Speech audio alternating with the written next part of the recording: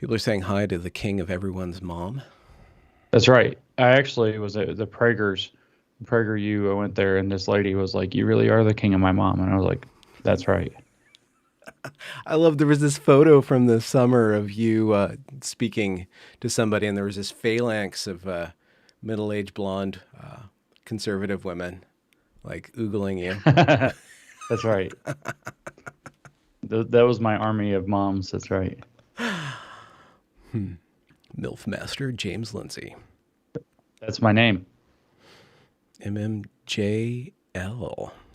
So you had a Nice. oh, are you still I was sharing that. Yeah, now I'm good to okay. go. Well, I am now 99.5% in place. you had Okay, a now yeah? I'm good. Now I'm Okay. set. You had a moment. You had a something happened to you and everybody stood and clapped in the middle of like turbulence on an airplane or something completely. No, they said they commented after we landed. It wasn't that exciting. Okay, well tell the Okay, story so that you told first of Twitter. all, let me just dispel some myths about the that are circulating on the internet first. Number one, I actually do ride on airplanes, as a matter of fact, a lot. Um, so I was actually on an airplane yesterday. I was also on an airplane the day before yesterday, because there's this thing where you go somewhere and then you come home. Yeah. Okay. So there was the going, and I was on an airplane, and I told a story. Normally I don't talk to people on the airplane, but every now and then talking to people on the airplane happens. And so I was reading a book on my flight up in my first flight, and then I had a second flight. I had to do one of those layover things, and this is on the way up. This is not that everybody clapped, and I sat there and I hadn't eaten like literally the whole day. And then it was kind of crazy because I was like near the front of the economy cabin, and I sit next to this guy, and he gets on with a freaking pizza, and I'm like so hungry, right? And he just had grabbed a pizza in the airport, like a little Okay. one, not a whole pizza, Personal and pizza. like one of those ones that's like yay big in four pieces. And he gets on and he eats his pizza, and then these guys get in first class, and they look like Duck Dynasty, but they shaved like really, and they had like bags, all this McDonald's, and it was like literally like with the egg crate thing, like milkshakes and burgers, and like sharing them with people in first class. I was like, son of a bitch, I'm so hungry. And so I lean over to the guy when he the burgers. He kind of like gave me this look, and I just said something to him, and I was like, yeah, y'all are killing me. Like I'm not eating. I haven't eaten today, and like I'm not going to probably eat much tonight. Now like, you had a pizza. These guys have their burgers. Like what's going on? And then he was like, we get talking, and the guy, this is on the flight up there. This isn't the standing clap story. And the guy's like, yeah, well, I just retired from the U.S. Army, blah, blah, blah. He talking about having been in 20 years and all this stuff, and he's retired. And he was saying, how crazy the world is and all this junk. And then he's like, yeah, so, we had our extremism stand down. And that's when I started to realize that stuff's not just, he was like, it's not just stupid. It's like something bad is going on.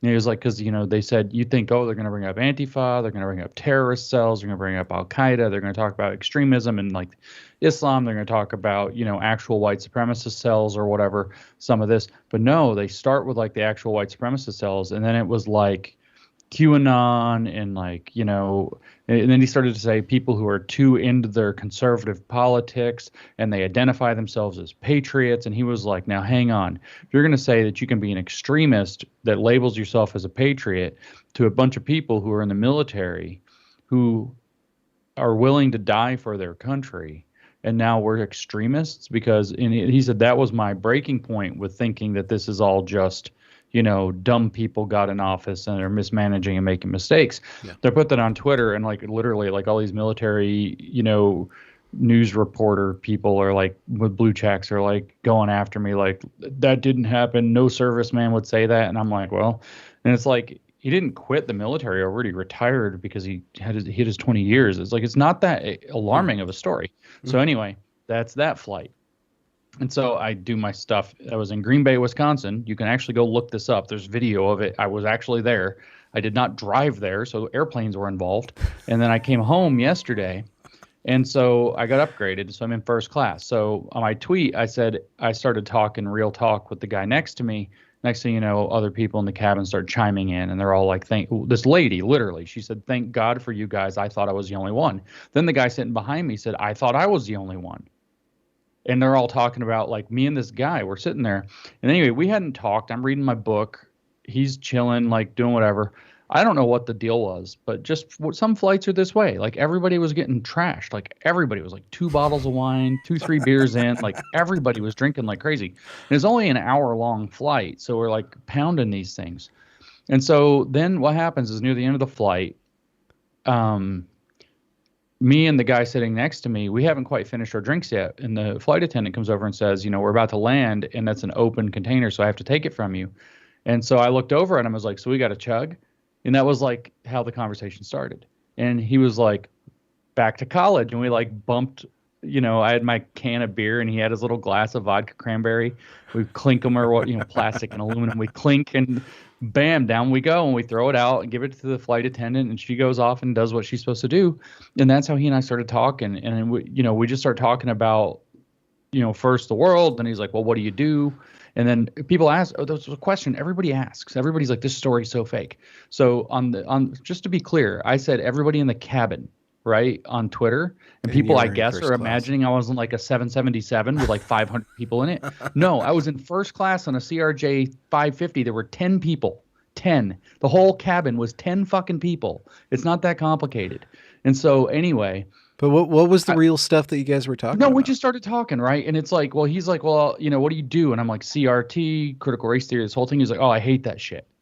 He's like, I'm so sick of that. It's all in our schools, blah, blah, blah. And I'm like, yeah, basically I go around. I just left Wisconsin giving a talk, like trying to talk to people about what it is. He was like, why do you travel? We're all talking because he's like top status. He travels all the time. I travel all the time. So we're having like top traveler talk. Like, why do you travel so much? What do you do? That's the kind of conversations that happen in those settings. And, and I was like, well, I go give these talks. He's like, about what? And I was like, well, I got this book and I'm telling about cynical theories. And he's like, typing it in his phone so he can remember. He looks up new discourses. He shows me on his, I don't know if he like turned his cell on the plane. I don't know what happened. He showed me my website and I'm like, yeah, that's me. And so he like bookmarks it and all this. I mean, I don't know the guy's name. He was wearing a yellow shirt. I can tell you that. But anyway, like a bright chartreuse yellow shirt, like as if he was like a construction worker guy. He's just this normal dude. And we're talking and it's like it's CRT first. And then he's telling me like somebody in his family's having a wedding and that they're requiring the vaccine. So he's finally going to have to cave in and get it. But he's already had COVID, so he doesn't know why. And so a lot of the real talk everybody's having on like everything is about the vaccine. Because after that vaccine mandate, and obviously it's a huge topic, everybody's talking about it. So he's like, I feel like I'm getting forced into it, but I'll do it for my family, but I wouldn't do it for anybody else. I wasn't going to do it, if it was my job. He said, I'd rather, not do that. And then we got talking and it was like, yeah, families are being weird. And he's like, yeah, I got people in my family who kind of like don't talk to me anymore. And it's all splitting my family up. And I was like, yeah, same here. And we just talked back and forth, like real talk about what it's like to live in the present era under this stupid vaccine stuff and this stupid CRT and the stupid critical theory everywhere and everything and weird administrative stuff. And we're just chatting. And then, like I said, we landed. Like we weren't that far. We started talking when the flight attendant was like, initial descent, get rid of your drink. And so we like pound it and you're like, haha, college or whatever. And we're both like old now. And so, so we land and this lady turns around, like the one we're in row 3, she's in row 2, turns around and is like, that's what I said. She's like, I'm so glad you guys are talking, or thank God for you guys. I thought I was the only one. And then the guy behind me says, I thought I was the only one. And it's like he's having some issue with his daughter, who's like 22, over this whole thing. And it's like all these college students have their noodles cooked around, got to do exactly what we're told. It's like the least rebellious generation. Do exactly what we're told about everything immediately or else. And he's like, and all, so the lady spoke up and then the guy she was sitting with, I'm assuming was her husband, but I don't know. He said something. There was like one other guy who said something. So there's like 5 or 6 of us that started like chiming in. Nobody stood up. Nobody clapped. Nobody gave a shit. It's like, but it actually did happen. And these conversations, the point that I was making is these conversations are happening everywhere now. Yeah. All over the place. I was recently, as many people know, it has not come out yet. I hope it's going to come out. I probably will get cut. I was out in Southern California and I got asked to be on the Dr. Phil show. And so. Really? Yeah, I was there. I was at Paramount. They tested me for COVID the day before. Negative. Show up, they test me for COVID again. Negative. Handed me a KN95 mask and like, you have to wear this everywhere. And I'm like, awesome. And so, they stick me in a dressing room and kind of like one by one, a bunch of people kind of came in. And they're like, actually, I'm actually a huge fan of your work. Don't tell anybody. And it's like, Yeah. if they were just talking to each other and knew, it's so frustrating. It's like I don't want to get anybody in trouble that works in association with the show. But the truth is, they're all like, we're Democrats. Like, they're not abandoning their Democratic cred or whatever. Good for them. I don't care what their party is, but they're like, we actually listen to you. We actually like your work. We know who you are. It's like, okay. And these kinds of conversations are like everywhere I go. And it's one thing, oh, I'm at an event that's arranged to take on CRT. Of course, people there are going to be against it. Yeah. But I mentioned, people ask me on airplanes and Ubers, all the normal people, right? Or at restaurants, the servers a lot of times. This happened when I was in Wisconsin. This girl was like, well, what are you in Wisconsin for? And I'm like, well, I'm giving a talk. What are you giving a talk about? Critical race theory. Makes a face. And then you're like, yeah, I'm against it. And she's like, oh, thank God. I get that all the time. I hear that from people all the time. And it's like, they don't like the fact that these normal people are having normal conversations, speaking finally, openly to one another. And when I was in Wisconsin, I'll just point out, there's this woman that I know there, works with the Mythicist Milwaukee guys, and she does like no left turn education in Wisconsin. She's great, and she's sitting there and she's talking about how like the breaking point in her neighborhood, where not like everybody lost their marbles or got mad, but like the mythology, the spell broke. Where the spell broke was where they finally were like, yeah, your kids can play with my kids. It's okay. I'm not worried. If your kid gets my kid sick and we all get sick, it's whatever. Let our kids play together. Like, and once that started to happen, like the neighborhood started to knit back together because parents are now engaged through their children with each other. And it's like, that's real America. That's what's really happening now. People are actually as our friend, the one and only Dr. Rollergator, who is the number one Nicki Minaj stan on the planet at the moment, as we all know, pointed out, to me at least, I know he said it to me in the DMs, but I think he said it publicly. If he didn't, I'm going to out him right now. He's like, people are going to start noticing that the narrative and the reality aren't lining up, and people are noticing. Yeah, and that's hopeful. Then I mean, is that? I mean, it's absolutely hopeful. It's the last optimism. thing the regime wants is for I mean, they don't want anybody to be having normal conversations of skepticism about anything that's being said. And the number of people, it's like that reaction I got on the airplane. Literally 2 different people said, literally 2, not 10, not the whole, not like 550 on a 777. 2 people literally said, I thought I was the only one. And then the people at Dr. Phil, every one of them was like, yeah, I'm a fan. Don't tell the other people. They think they're the only one. So many people think they're the only one. And every those parents in this Wisconsin neighborhood thought they were the only parent who was okay with their kids playing with other kids till they started talking. And so the last thing that the people who are trying to put all these implements of control on us want is normal people talking and saying, you know what? And this is a very powerful sentence. I'm not sure about this. They don't want people saying that. I'm not sure about all this. Or I have a line that 2 shots, fine. Booster, what are you doing to me? They don't want people saying stuff like that, to just question the narrative in normal everyday conversations where they're getting together and understanding. And that these conversations are happening. I mean it. They have. I also, this was another conversation I had in Wisconsin. I was talking to one of the guys I was up there hanging out with, and he was just straight up. He was like, we need to just stop pussyfooting around it. He's like, people come up, like the server had just talked to us and she had, whatever. And he was like, we have to just be bold and just say, yeah, I'm here to complain about critical race theory. That's why I came to Wisconsin. Like, there's no like, well, do you know what systemic, that's afraid to be outed as somebody who's against all this nonsense. He's like, we should just start saying it. Just start saying it everywhere. And I mean, I read this book. I'll get like totally railroaded for this, but I read the book. It's an interesting book called Political Ponerology by Andrzej Lebuchewski or some shit like this. He's some Polish psychologist. He wrote this in the 80s. And ponerology is supposed to be the study of evil. And it's basically what he's doing is like the study of communism, et cetera. And he's talking about how these regimes rise and fall. And what he says is that these regimes, or you have a totalitarian regime in general, the one thing that they are the most afraid of, the one thing they're the most scared of is normal people getting together and rejecting it. They don't know what to do when normal people don't get it or don't want to play along anymore. Can't be intimidated into it, aren't being outsmarted by it or tricked by it. Like what just happened in DC today. It's like a week-long media spectacle of we're going to have the most crazy riots. We got to put up the fences and the surveillance towers. Capitol Police come out looking like space troopers or some bullshit. Yeah. And it's like there were like 6 people and like 84 feds and like 200 And the media. 6 people were undercover feds.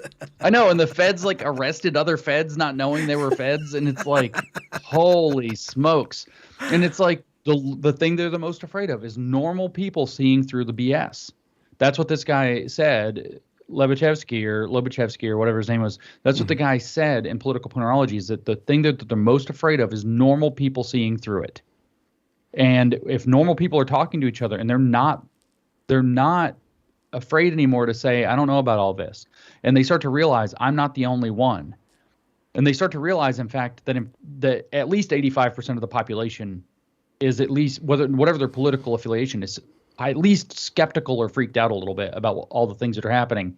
Yeah. And that union of people is more or less the only thing that can stop a totalitarian maneuver. Well, is there a mode of communication, of mass communication for those people?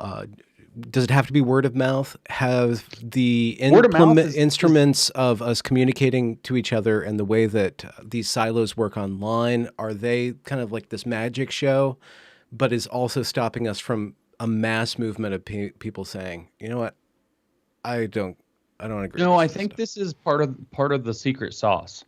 But it's like 11 herbs and spices, and this is only like 2 of them, right? Word of mouth, person to person. First of all, when people are scared, like they're not putting their opinions, their preference falsifying like crazy. They're not putting their true opinions online. Like those people on the airplane didn't speak up until they heard other people saying it. Yeah. That courage is infectious. Courage begets courage. It's not even courage, though. You start hearing other people and you realize you're in a safe, psychologically safe environment. Yeah. Where now anybody, like if that lady she never would have just spoken up, but she heard us talking about it, frankly, and then she knew that if she said something, there were at least 2 people sitting behind her who'd had her back. Yeah. Right. And then this other guy chimes in, and now there's 4 people. And, maybe it would have been the whole crowd against 4, but then it's still, you're not. Yeah, but you guys are singled out. You guys are like basically dead drunk at this point. So you'll just go hog wild and just turn that place into a roundhouse. The best talk I ever gave was a dinner keynote, and I didn't think about it. I was drinking during dinner, and I got up on that stage and was like, oh, shit. And I laid out a wonderful talk that evening. It was great. Really? I was so loose. Oh, so on point. It was like that bowling game where you get just the proper amount of hammered. Exactly. Right. And then you bowl like a 300. It's strikes again. But anyway, this is the thing. And so the word of mouth thing, individual to individual, quiet, whispered. Like I actually had somebody, I don't remember when it was. It would have been back in like June or May, around then. A friend of one of my kids. So a young woman, college age or a little older, college age, leaned over and was like, I know I can tell you, like very quiet. We're in private anyway. She's like, I know I can tell you this. And I was like, what? She's like, I'm done with the pronoun thing. I'm just done with it. And then she got all like freaked out and was like, I'm the most like accepting, blah, blah, blah. I was like, yeah, I know. You're cool. And then was like, I'm just done with it. I'm just done with it. And then like an hour later, like the evening went on. And then like an hour later, it was like this weird, like, I can't believe how much better I feel that I was able to confess that to somebody and not get like blown up for it.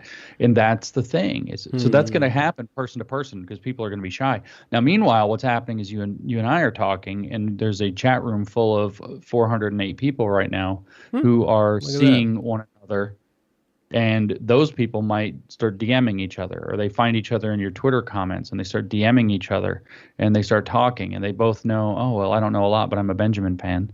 And as they would be. I'm just here for James because I'm a hot mom.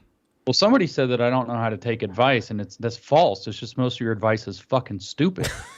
You give me some good advice and I take it. I take it every single time. In what context did somebody say that you don't take advice? What advice have you gotten that you have taken recently?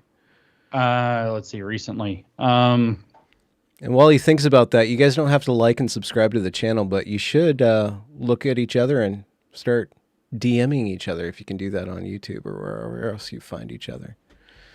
Make a community amongst thyselves. Okay, so here's a good piece of advice. So I was feeling fat, right? I'd actually gotten up to the high end of the 220s, and 230 is my like, oh no, I got to get under this. I got to get down. And I want to be under 215, and I like to stay between about 210, 215. That's like the way I like to manage for my build, etc. And so I was talking to a friend of mine and was like, yeah, I'm trying to figure out how to lose some weight. And she's like, I tell you how I did it. And I was like, how? She's like, don't eat. And I was like, good advice. And you know what I did? I stopped eating as much. I cut back how much I was eating tremendously. What happened next?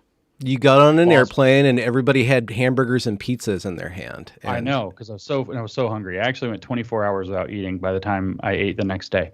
But no, what happened was that I got off the scale. So I was at like 228 when I got said advice, and I'm like 216 now. So the weight loss has happened. Meanwhile, my wife gave me this advice. She was like, you know what?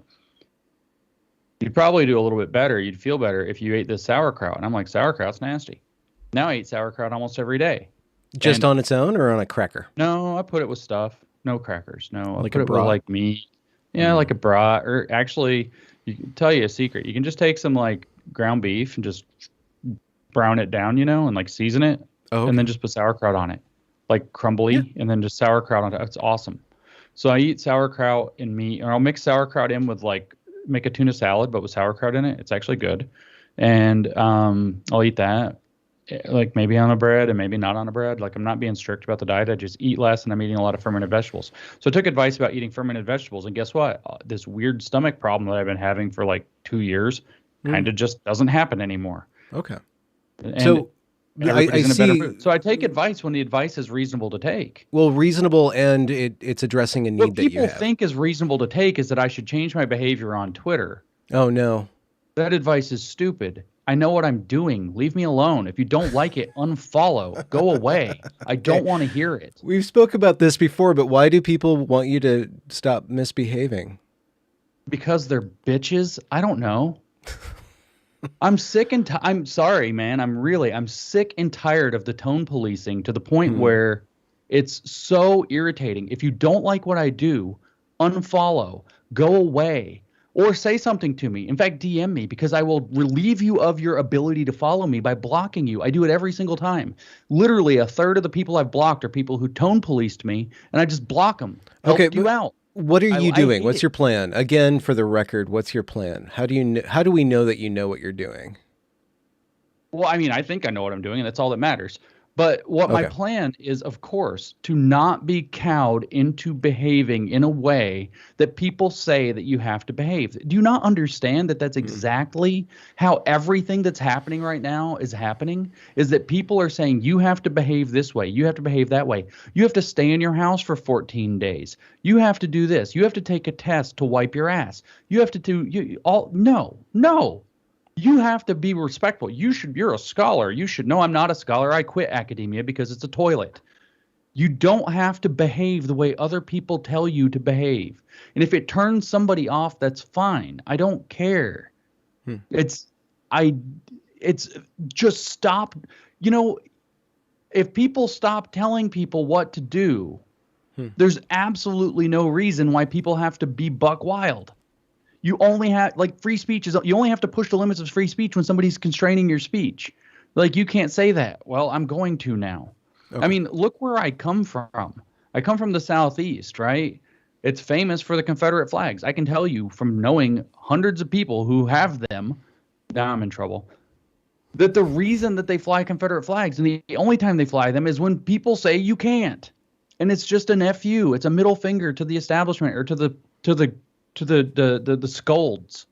Like, oh, you're hurting the anti-woke movement, and like, I'm hurting your mom. But if it's flooded, okay. So Jonathan Rausch, you've recommended his previous book, before Yeah, Constitution yeah, of Knowledge. yeah. Kindly Inquisitors. I have it Kindly, somewhere near yeah. me. I could hold it up and show it. It's a very important, very valuable book. Yeah, he's written another book since then called Constitution of Knowledge, and it's driving me up the wall, but it's very well done. And he is talking. Well, I'm getting through the part where he's talking about Steve Bannon and Trump and this just flooding the information with shit, just overloading everybody with crap.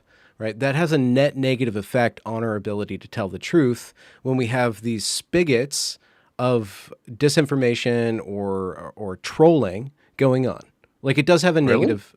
Does it not? Okay. Does it not have a negative effect for us to On be anybody's ability to tell the truth?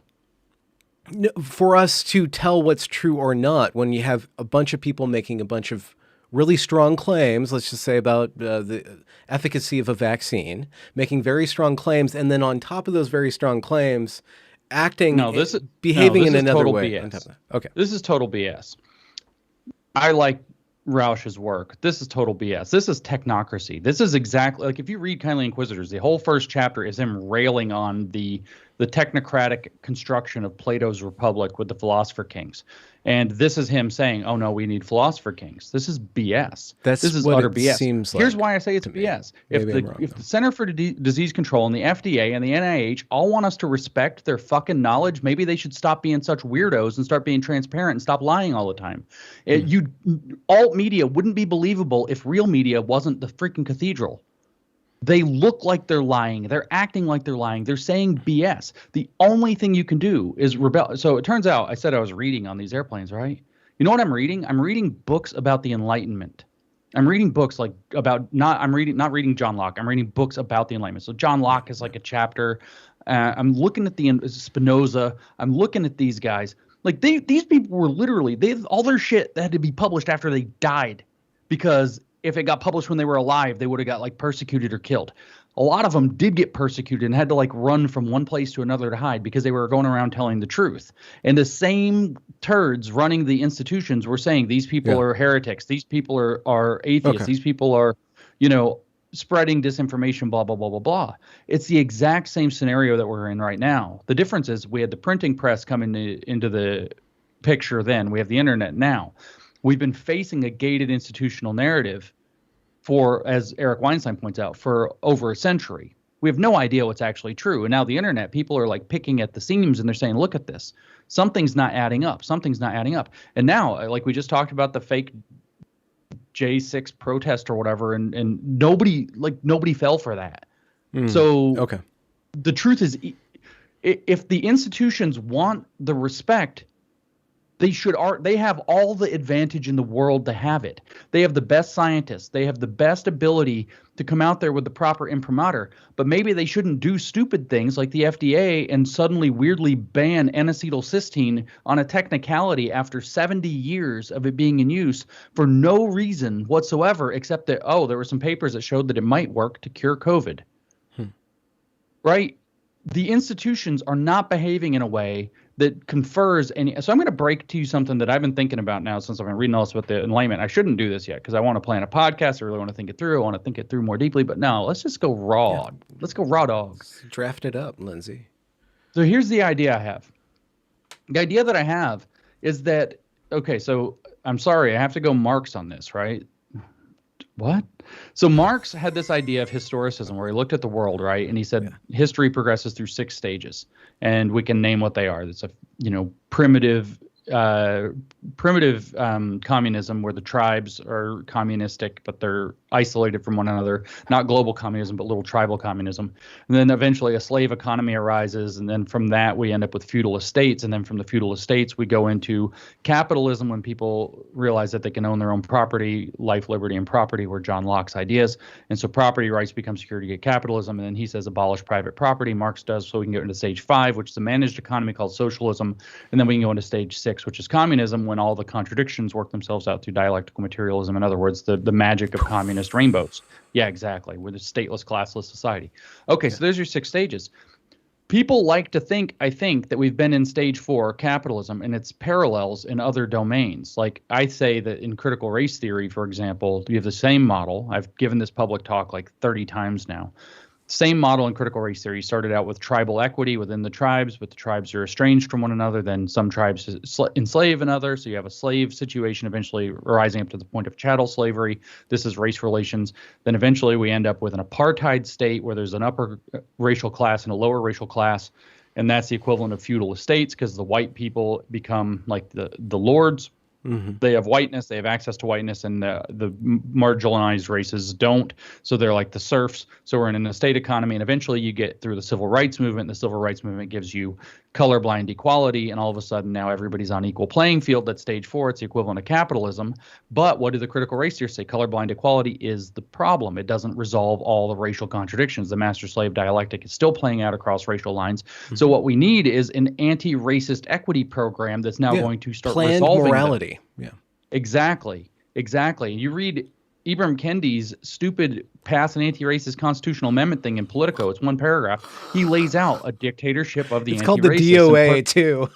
I know, exactly. Dictatorship of anti-racism.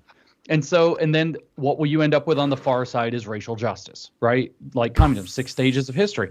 Okay, so what if, with the idea of information, what if we believed that we were in this freedom-based stage 4 past the Enlightenment? But what if it's actually like this? What if we were in stage 3? What if we were in the equivalent of feudalism with information rather than the equivalent of capitalism? So what's the difference?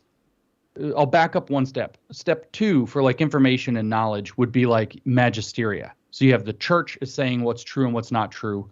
The Enlightenment, I'm wanting to argue, broke us out of stage 2 into stage 3.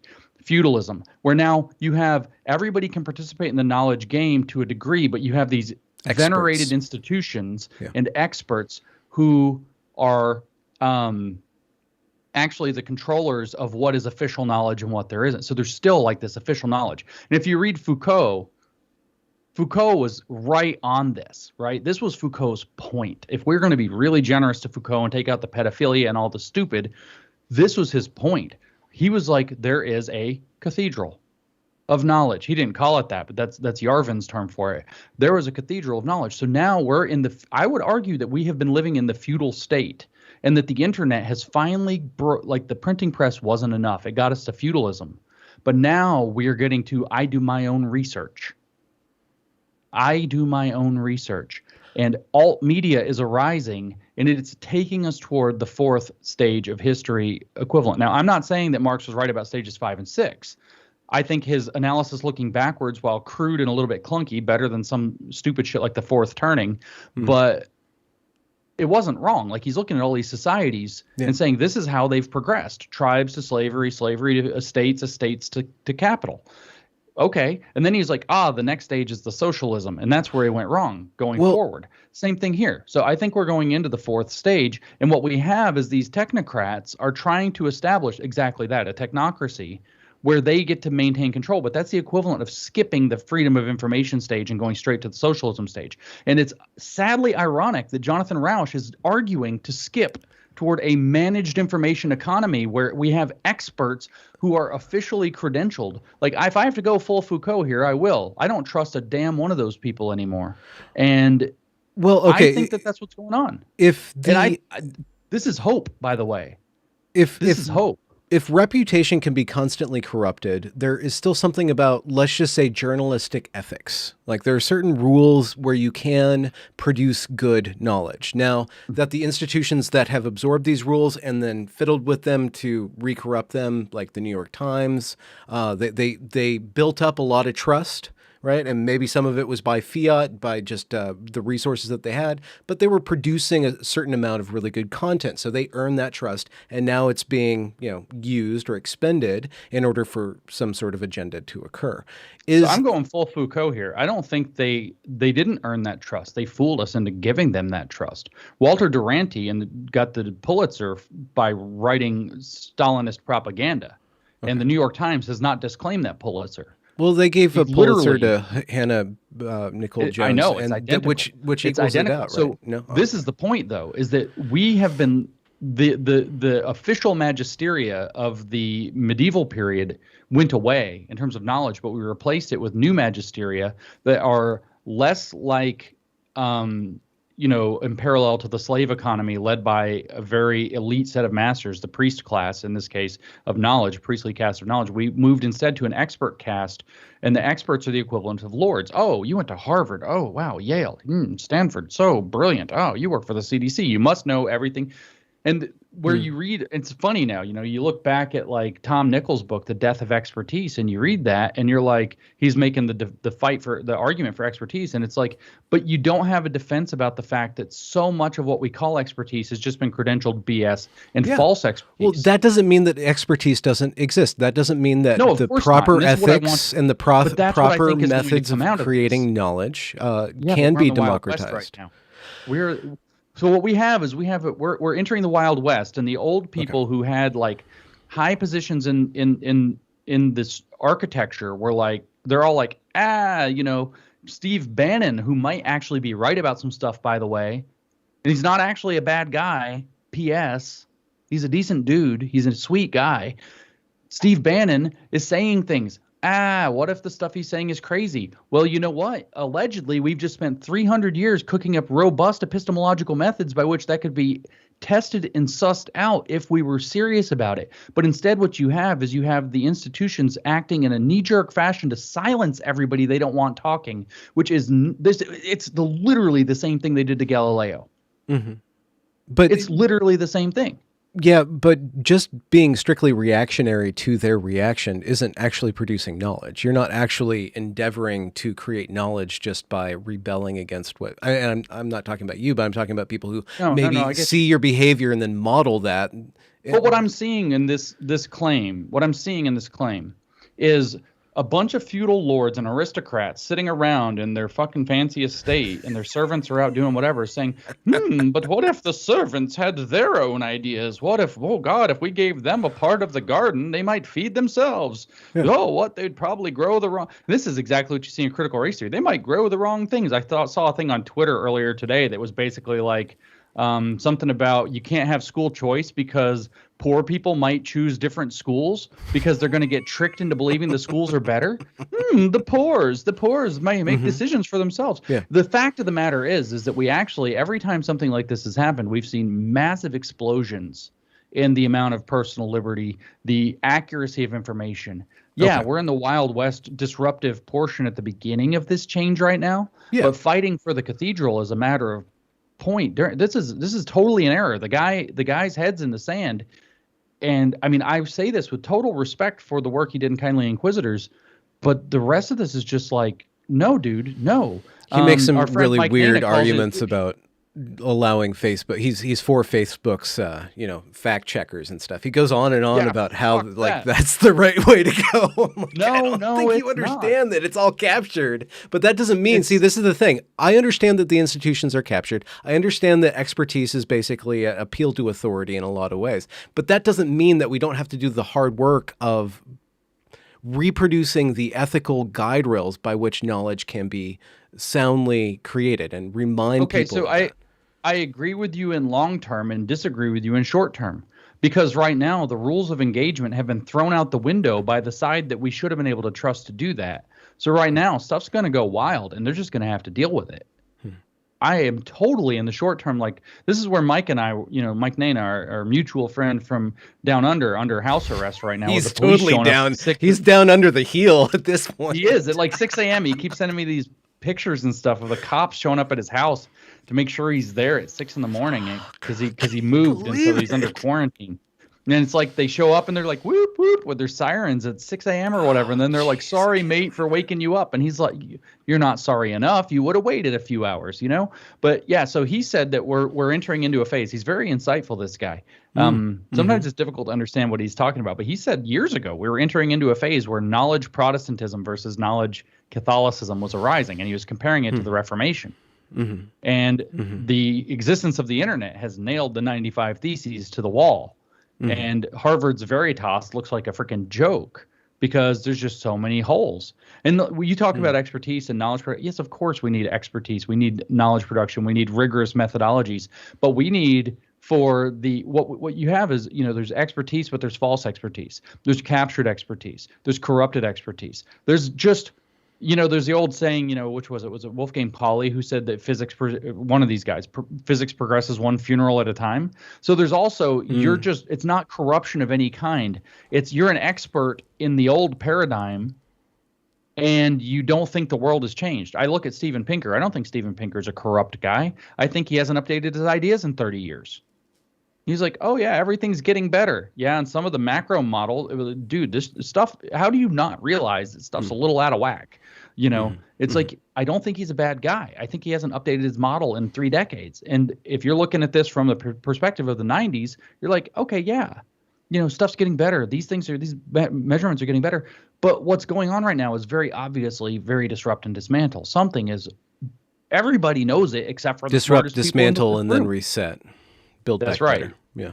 Okay. Yeah, that's right. Well, why are you reading the Enlightenment if I think that there's something hidden in there in your desire to read I'll tell you why I now. started reading it, because I'm doing all this stuff where I'm trying to figure out the deepest roots of the critical theory. So I got reading about Rousseau, and then somebody recommended this book about the Enlightenment to me because it's got a chapter on Rousseau that they're like, you just need to read this. So I was like, well, I'll read the whole book. And then I'm like, wow, the Enlightenment's really interesting. That's Wait, cool. maybe we're going through an enlightenment again right now. And we're at the early. I mean, these guys were killing each other over their freaking ideas in the 17th century and 18th century. I mean, pamphlet wars. I've been talking about that for a long time. This is just like the pamphlet wars all over. That's right. So you're all mad about like War Room or the National Pulse or whatever, and this is pamphlet wars. It's like, no, give those guys a tricorn hat and like some biscuits or something. They're awesome. What's the War Room? Is that the Steve Bannon thing? It's Bannon's podcast. Okay. Well, what if we're going through an enlightenment? What do you see, or what do you predict, or what do you think is the next step beyond burning the barn of cathedral?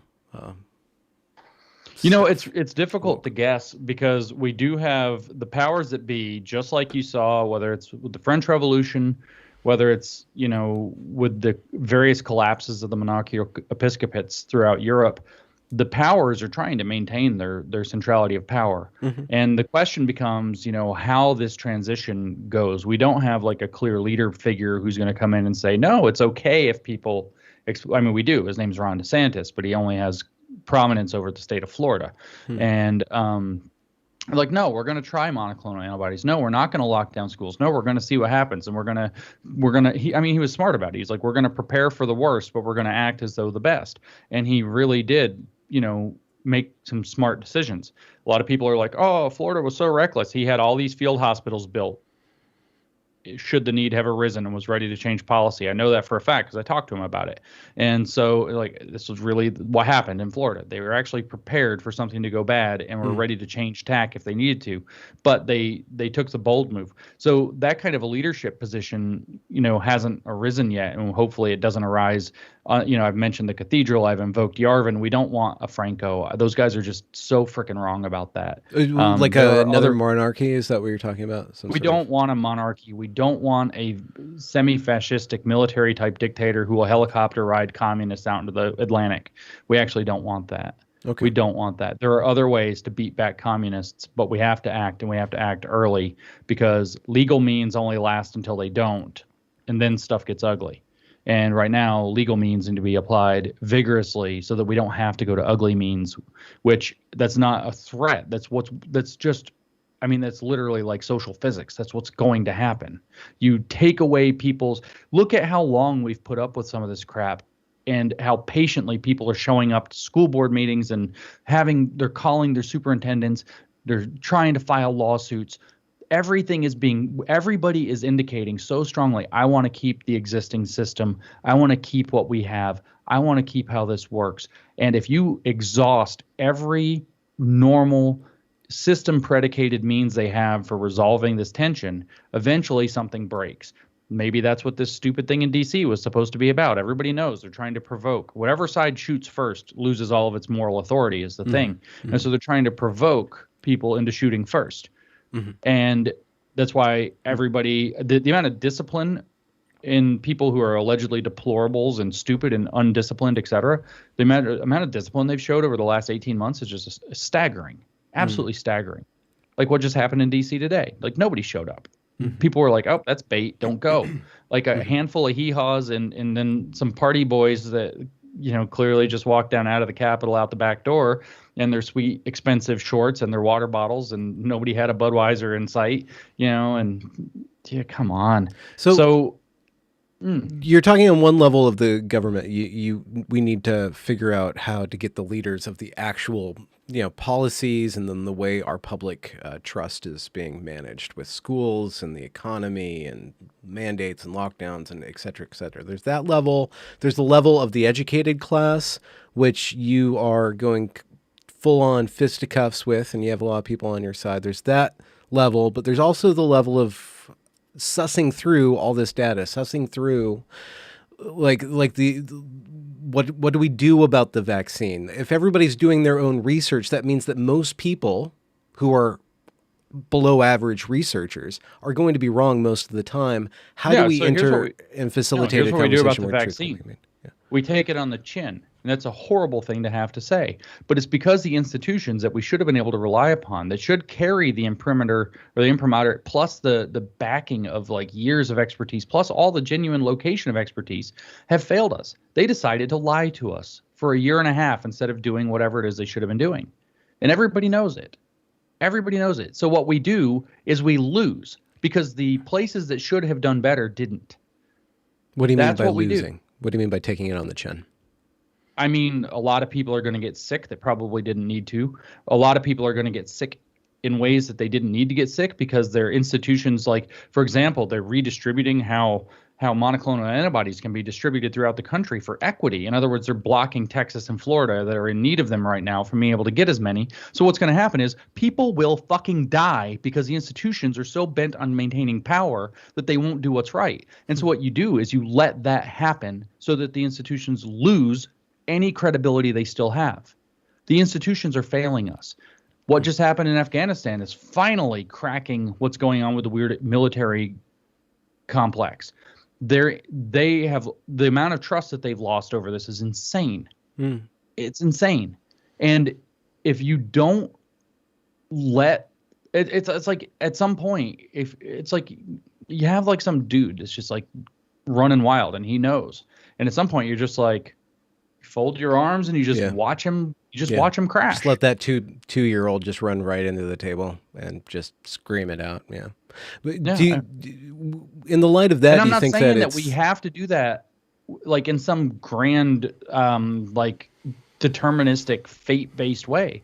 It's that like the institutions are not doing their job. They have not done our job for whatever set of reasons. Whether they're willfully lying to us in some cases and sometimes, or whether they are just terrified and they've psyopsed themselves into being so afraid of everything that they've lost perspective. But the fact is that they're not trying to look for treatments and push them as hard as they can. They're just futzing around with the vaccine, and they're making all these weird policies to cover up the fact that the vaccine isn't doing what it's supposed to do the way they said it was going to do it. And at that point, I don't know. It's like if you put a lot of money into a bad investment and you're just going to get burned by it. It's like our whole country decided to smoke a whole bunch of crack while some people were like our wife was like, maybe don't do that. It's like, like I have the shakes now. Well, yeah, that's what you get. Do you think that Biden is probably the president, the perfect president for this moment then? Yeah, absolutely. Absolutely. A, he's as corrupt as shit, and B, he and always has been, and B, I don't think he knows. Like somebody was like, "Do you think he knows what he's doing?" I was like, I don't think he knows what he had for breakfast. Like seriously. And then what does this do though? They ram through as much of this disrupt and dismantle as they can possibly ram through in the country right now. And then sooner or later, they 25th Amendment him right out or ask him to resign, saying that he's having a health problem. And everybody's going to be like, oh, sure is. And then they're going to say, well, the crazy guy did all this stuff, and we didn't necessarily agree with it. Look how Kamala's like MIA. I didn't really agree with the previous administration, but, I was on it for the team or whatever. But I had a different view. And then all of a sudden, it all gets scapegoated on the guy who's like cottage cheese in his head. And it's just like, well. But they're going to keep on doing that even maybe that'll be completely transparent. Is that the gambit, that it's so transparent what they're doing that nobody can really deny it? They're going to try to ram through as much really crazy, intense stuff as they can with the justification of Biden and all of his problems before they have to switch over. Then at that point, the narrative will be different. The tack will be different. I don't know. I mean, I've been saying, Jack Posobiec's been saying, President Red Pills about Kamala for months. We're almost like, yeah, get her in there. Like, nobody likes her. Let her try to run an evil agenda on this. See how people deal with that. I can't believe.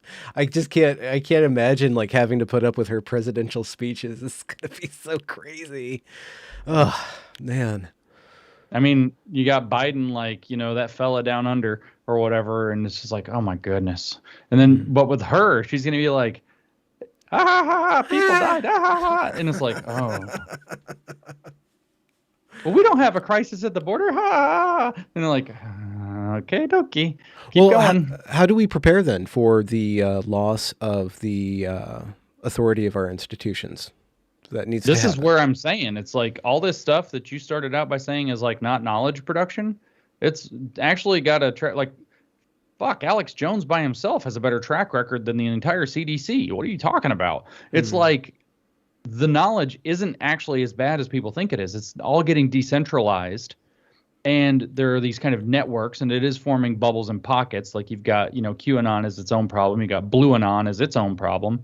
But for the most part, most kind of mainstream information, people have been, what did the NIH just put out? Oh yeah, it turns out zinc, vitamin C, and vitamin D help. Well, people have been talking about these so-called crackpots who are bad for truth and bad for information have been saying that since March 2020, when the whole thing started. Took somehow the NIH 19 months or something to figure it out. But people were saying, like, imagine that. Like, they probably literally knew. The side that's somehow bad for truth figured it out, like, in the first, like, week. The side that's bad at truth is good at truth. What's hard is for the average person to be able to rely upon any of that truth. But this is, I don't think, a loss at this point. Because where we went wrong for the last, and it was structural, I think, in a meaningful way. So we didn't have another option, I don't think. But where we got in this mess by putting too much trust in certain information lords, if you will, feudal information lordlings, that are the official correct narrative. Yeah. Well, so I'm serious. Like, I had this whole, I'm reading this John Locke, and I'm like, holy shit, maybe this is really good. I went from like holy black pills to like, oh. Now the bad part is, like, there were like 30 years war, 7 years war, lots of bad wars, lots of dead people, lots of religious wars, lots of fighting. More revolutions that went awry than that produced something like America. Right. But we do have the advantage now of America having been. And therefore we have the advantage of having a couple hundred years run of seeing what happens when we adhere to something like that set of principles. Somehow life, liberty, and property matter. Somehow it seems, and I've been thinking a lot, what's the magic sauce of America? And it is, and I hate to use this word, but it is the decentralization, right? We have divided powers. We decentralize. The government is supposed to govern with the consent ambition of the against ambition. That's right. We have decentralized political power. The First Amendment decentralizes ideology. All of a sudden, you're allowed to believe whatever you want. If you want to go create a religion about spoons, you can do it. Nobody can stop you. You might not get recognized as a faith, but nobody can stop you from worshiping and believing as you will. And so you decentralize, and then anything that's recognized as a religion can't be officially endorsed by the state, nor can it be restricted by the state. Therefore, we've decentralized ideology. Yeah, but a human being can't decentralize necessarily their trust. Every one of us has to rely on some sort of expert to, gauge a problem that I have no expertise in. But this is what I'm saying is what we're actually doing is we're not decentralizing trust. We're decentralizing the idea of expertise. Getting a stupid degree from an Ivy League doesn't you don't have to trust that. Okay. You can go to a merit-based, can the guy do the thing? Like, what doctor is producing actual results? Oh, the guy giving everybody the I word that you're not allowed to say? Well, maybe we should think about that. Maybe we should actually use these applied methodologies that we've developed to actually go test that without some crazy authority stepping in and saying, no, you can't do that, because it might upset our narrative that we've spun. So we have the methodologies. The trick is you should have, like, for every CDC, you should have like the anti-CDC, which is a similar organization that's doing that's literally competing to produce similar knowledge. Okay. So introducing competition into expertise or into the arms of Well, expertise. it's less of introducing competition and more of taking away artificial. If Foucault could have said this clearly instead of being a weirdo, it would have been maybe a game changer in history. And instead, because he only got picked up by stupid feminists and useless. Taking away the ability to have something that's a very highly corruptible process be the thing that we use to determine who's saying the thing that must be true. Repeat that for the camera, James. No, I don't think I can. What you want to do is you want to get away from the idea that we decide that something is or is not true based on some credentialing process. Yeah. That is highly corruptible. Okay. If you want, like, for example, teacher licensure. Right now you have to go to teacher college, which means you have to read Pedagogy of the Oppressed and that whole thing. Imagine there were 5 different types of teacher colleges, and now all of a sudden, what kind of teachers are having the best results? This is Jordan Peterson's simple point. He says that competence is the least corrupt form of hierarchy. Yeah. A hierarchy based on competence. So what you want to do is, how do we reintroduce competence? Yeah. It used to be that a degree from Harvard meant a proof of confidence, and now we know we can't believe that. Mm-hmm. So what is the answer, though? Well, Harvard was always arbitrary.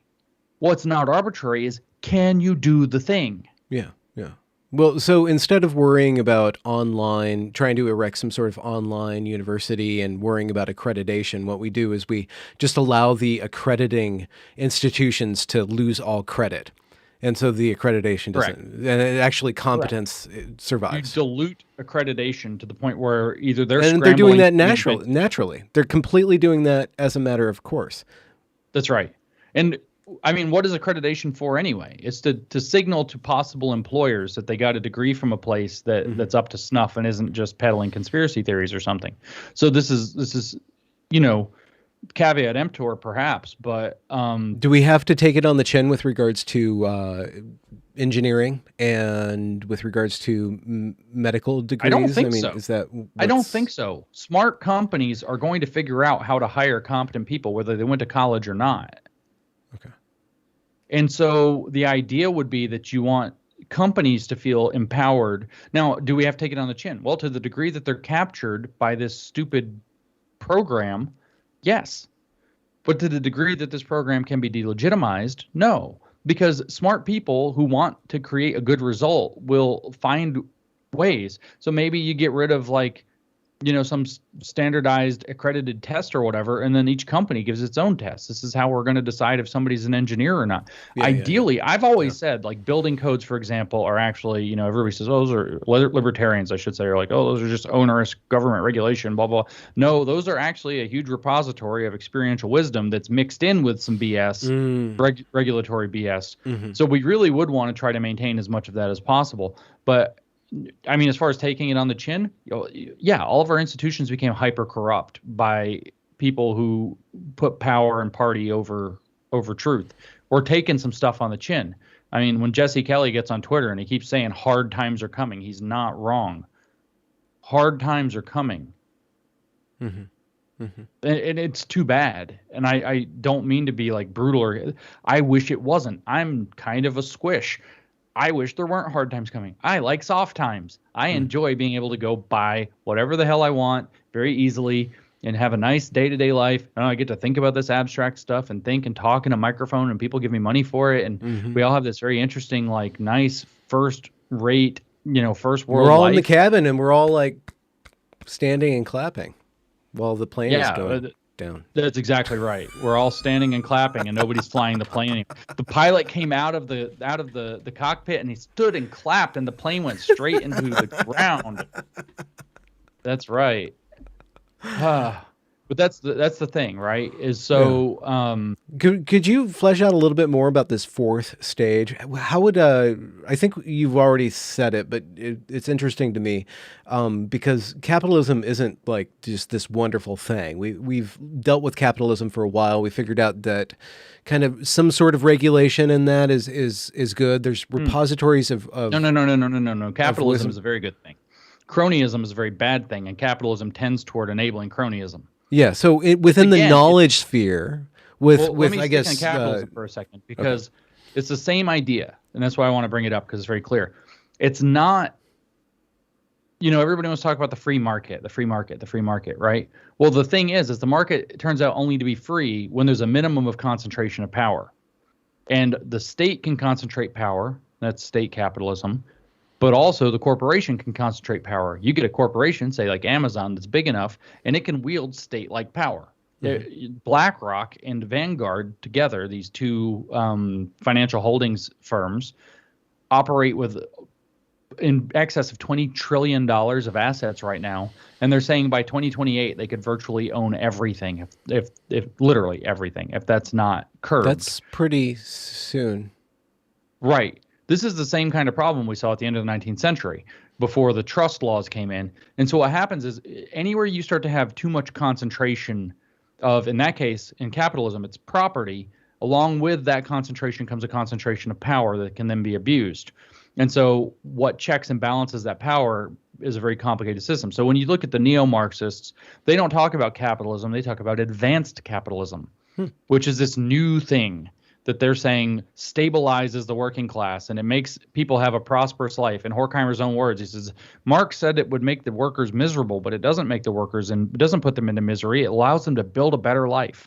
And that's what they're complaining about, right? And so that was in 69. In an interview he gave, Horkheimer actually said that Marx was wrong. He said capitalism would immiserate the workers, but it does not immiserate the workers. Advanced capitalism allows them to build a better life. Well, what's advanced capitalism? We figured out the trust problem. We figured out the monopoly problem. Monopoly and trusts become a problem. But why? Because they enable cronyism.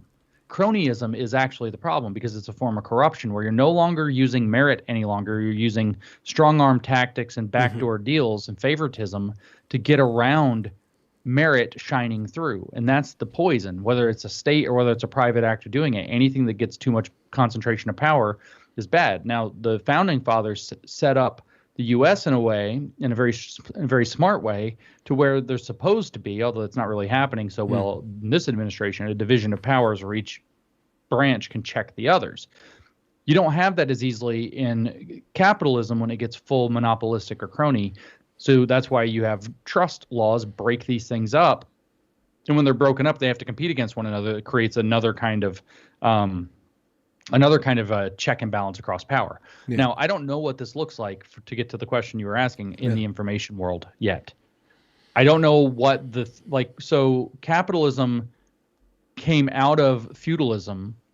You could even say that capitalism has its own two stages, early capitalism versus post, what we really should call corporate capitalism, but also, this advanced capitalism, I guess, where we don't have trust and whatever. Mm-hmm. What happened there was the security of property, that you can have your property. If you choose to liquidate some of your property and turn it into a pile of money, and you want to risk that pile of money by trying to turn it into a bigger pile of money, you're more than welcome to do that. That's capitalism in a nutshell. It was that property is now going to be decentralized. Kings don't own everything. Lords don't own everything. You own your own. And there is a degree to which, the labor theory of value works into that. They even made those arguments from the Enlightenment perspective as people who work for their stuff. I think that was Locke's, in fact, argument for property rights was if you go out into nature and you find some, patch of wild nature and you, by your effort and whatever, secure it from, whether it's brigands or whatever, or you make something out of it that has economic value, then you have a right to claim that. So the kind of a labor theory of value is rooted there. Marx went too far because there's more than just labor. There's risk, there's ingenuity. There's, risk is contained within ownership. If the factory burns down, the owner gets bankrupted, not the worker. Right. Mm-hmm. That risk is contained within. Yeah. And so there are other elements to value there. But capitalism is good, but capitalism that is unconstrained enough to allow for the emergence of cronyistic bubbles is dangerous. I And think for some reason I'm we thinking found ways that to limit some of that. I think that one of the problems that we have, if you look at just on Twitter over and over again on a number of different issues, we there's these bubbles that form basically where everybody thinks the same, like these echo chambers, these silos. They I naturally don't know that form, that's and then necessarily bad on their own, on its own though, well because they will pop. yeah, they eventually pop, but they do get to a place where like BJ Campbell said the other night, that they manifest a micro insanity, and then people start disagreeing in a little bit at a time, and then it liquidates. So it naturally kind of gloms together. But there is kind of a cronyism in the information sphere. There is kind of a No, you that's know true. That's true. the grifter ad Oh, hominem totally. attack, Yeah. which is really true.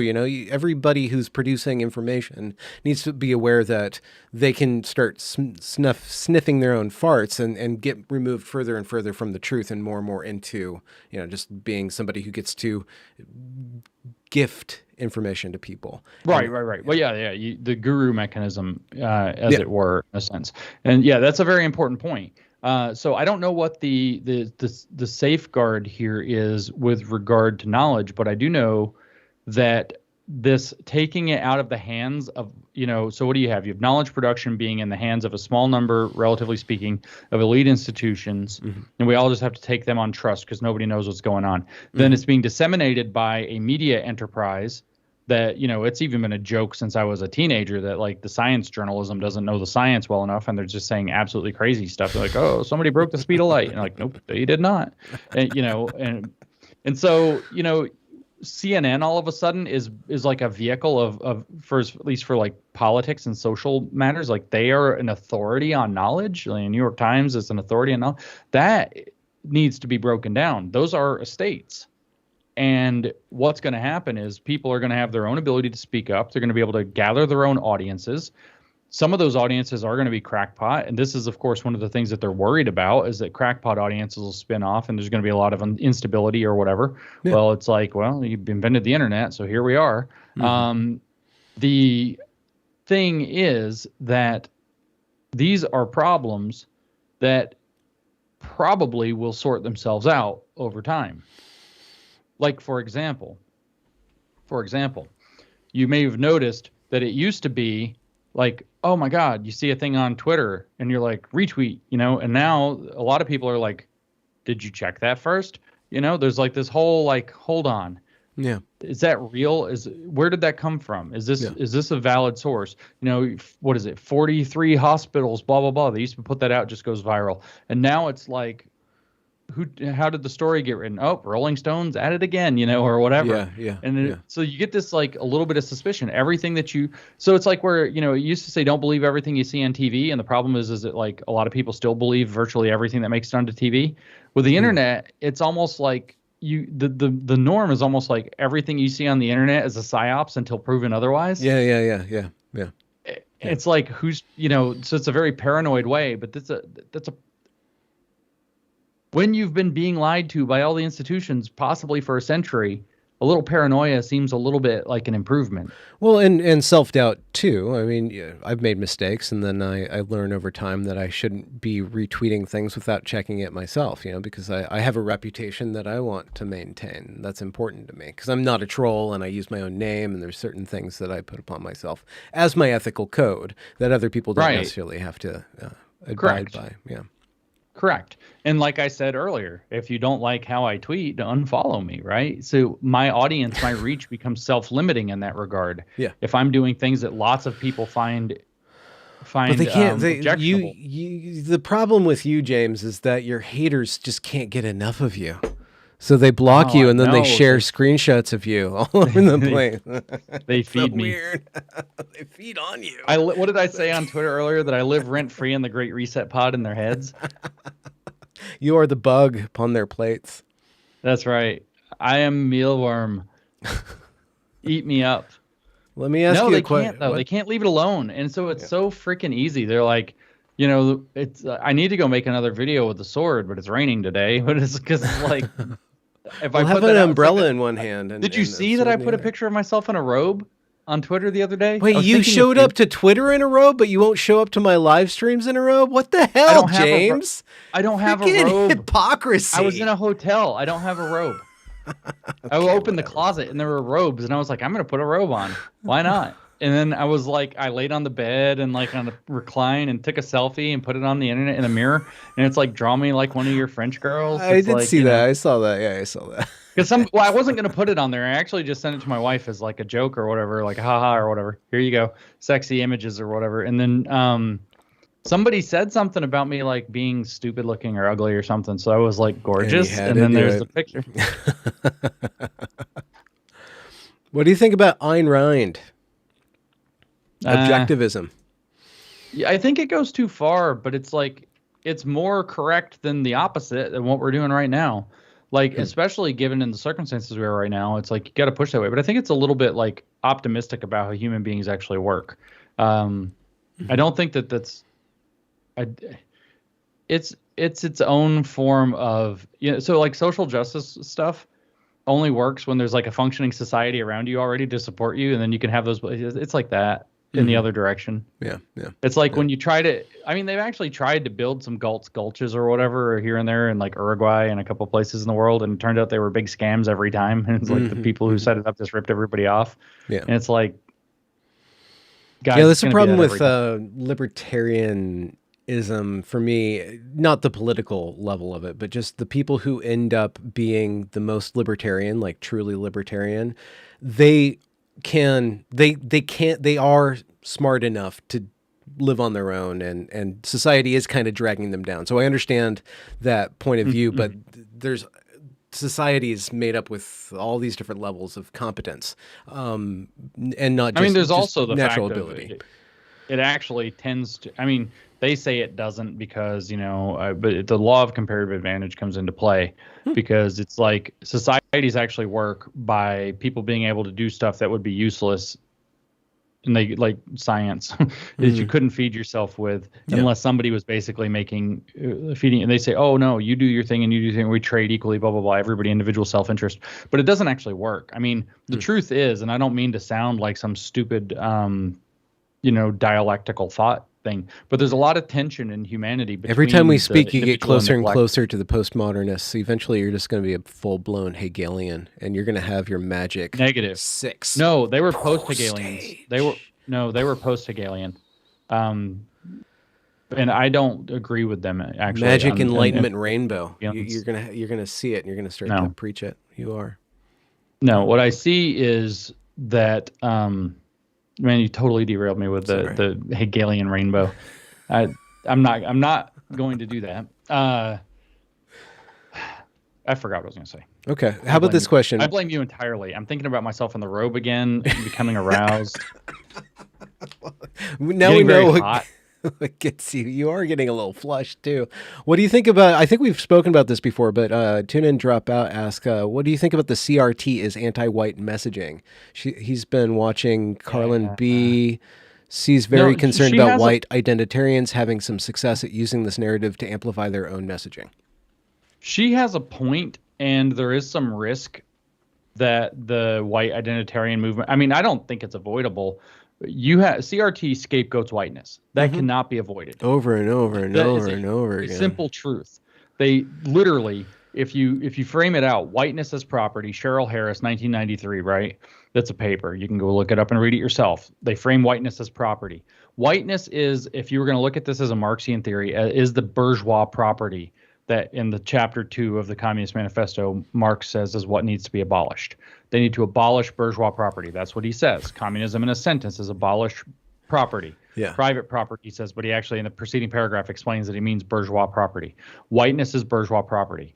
Therefore, it scapegoats whiteness. If Asians succeed on SATs or in making lots of money or being cardiologists or whatever else, they're white adjacent. If black people succeed because they speak up and they, you know, adopt, you know, say rigorous methodologies, they're race traders, you know, and so it's scapegoating. They're participating in whiteness as race traders. And, you know, not Cardi B. Sorry, I did not mean to do that. Nicki Minaj and Nicki Larry Minaj Elder too, speaks with up, the black Tucker face Carlson- of white supremacy. Tucker Carlson speaks positively about her, and people are all in her messages like a white supremacist is supporting you, blah blah blah blah blah. So all of a sudden she's now somehow like loosely adjacent to whiteness, and whiteness is the thing that's They did that scapegoated to in Kanye CRT. a few years ago too. Now, if you have an ideology that people believe, yes, they did. You ain't black. That was Ta-Nehisi Coates said that right after Kanye put on a MAGA hat and was like, I think for myself, and it's like, okie dokie, you're like yeet. You're kicked out of your race card is revoked. Right. Yeah. You're not authentically politically black. So it scapegoats whiteness, right? Which is going to lead to scapegoats whiteness. But which is if you have people who ardently believe that, some of them will become anti-white. In fact, many of them may become anti-white, and that's a problem because those people have become racists. Who are white. Those people have actually literally become racists. Yeah. And if you the challenge is, I see where Carlin's coming from, and I don't think she's wrong to be concerned about this. Just like I'm concerned about the people who want the helicopter rides. Like, we don't need a fascist overreaction to stop this attempted communism if we can actually rally around genuine, open, liberal values. Universal liberal values can actually repel communism, but you actually have to be willing to stand for them with a spine and not mealy-mouthed or mealwormed mouthed, I guess, very smart takes. Mm-hmm. Okay. So I recognize her concern, but the problem is if nobody speaks honestly into that vacuum, if you avoid the topic completely, there are lots of people out there who are normal everyday folk, right? To use the folk word, mm-hmm. They're normal and I say that in like the Southern way, not in the folkish, not in the identity way. Not in the Ein folk. Yeah. So there are lots of people who are normal people who are going to notice that critical race theory seems to be pretty down on white people. So if you can't speak honestly by saying something very clear and simple, like it scapegoats whiteness, those people are going to think you're just lying and defending it. And then these people who are actual white identitarians are trying to capitalize upon that vacuum by saying, we'll say it's anti-white, and everybody who won't say it's anti-white is actually just weak and might even be kind of carrying water for the movement, blah, blah, blah, that is bad and hurting your kids. And so they might actually get some recruitment that way. The easiest way to stop that is to speak honestly into that space. It's very easy to do that. I just did it. It is a ideology that explicitly, unambiguously scapegoats whiteness. It sees whiteness as somewhat distinct but not wholly distinct from white people. And so as a result, many people who ascribe to it become anti-white, but those people are racist and should be looked down upon for such. And the ideology itself, if you want to be even more clear, is actually neo-Marxist. Okay? It is a neo-Marxist ideology at the beginning. And it scapegoats whiteness because it knows that works in the cultural milieu of our nation. Why does it work? It's only anti. Why is it so attractive? It only because of white guilt. Shelby Steele's right about that. I even have a more complicated theory about this. I think that after the civil rights movements, I think that the Democrats, speaking broadly, and the Republicans, speaking broadly, started to be treated very differently on the issue of race. And Republicans, speaking broadly, or conservatives, were accused of being racist all the time. So they spent 40 years going through this process. Am I? Where's the limit? Where's the line? When is what I'm saying right? When is what I'm saying wrong? When am I going too far? When am I actually, it wasn't a quick process. I said 40 years. Mm-hmm. Whereas the people on the liberal side of this aisle were able to say, I'm not on the racist side. And I don't think that they ever meant to be racist. I just don't think that they ever reckoned with it on a deep level. Oh, you're sounding like D'Angelo now. I think if you just go read Robin DiAngelo, yes, I do sound like D'Angelo because this is where I got the idea, was reading Robin DiAngelo. If you read it and everywhere she says white people, you put in white Democrats, you're like, oh shit, this book makes sense.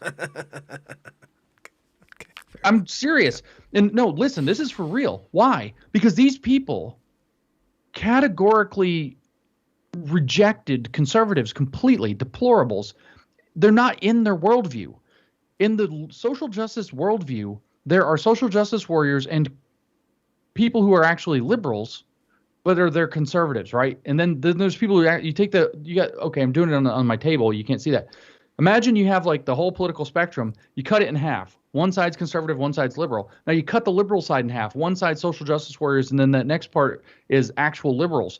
That's the social justice warriors conservatives. The people Hmm. who are actually conservative, they literally have ejected them from polite society. They don't think about them at all. They're Well, just they this fear deplorable about. They boogie. use them as a specter every once in a while, like That's what I, yeah, they're this deplorable boogeyman that they fight the evoke sixth or fear in them. whatever, save the sixth or whatever that is. But what they're like, actually, you read their books like D'Angelo, it's all throughout it. She's talking about white progressives, Okay. white liberals, blah, blah, Yeah. blah. Yeah. You look at, No, they at fixate Evergreen, they on the part constantly about, said that. They constantly they, said, they fixate on the parts of Malcolm X and Martin Luther King where they complain about the white liberal who's not, mhm. vocal enough. If you look at the book Good White People, it's all about white progressives and white liberals. It's written by Shannon Sullivan. It's totally a mental book.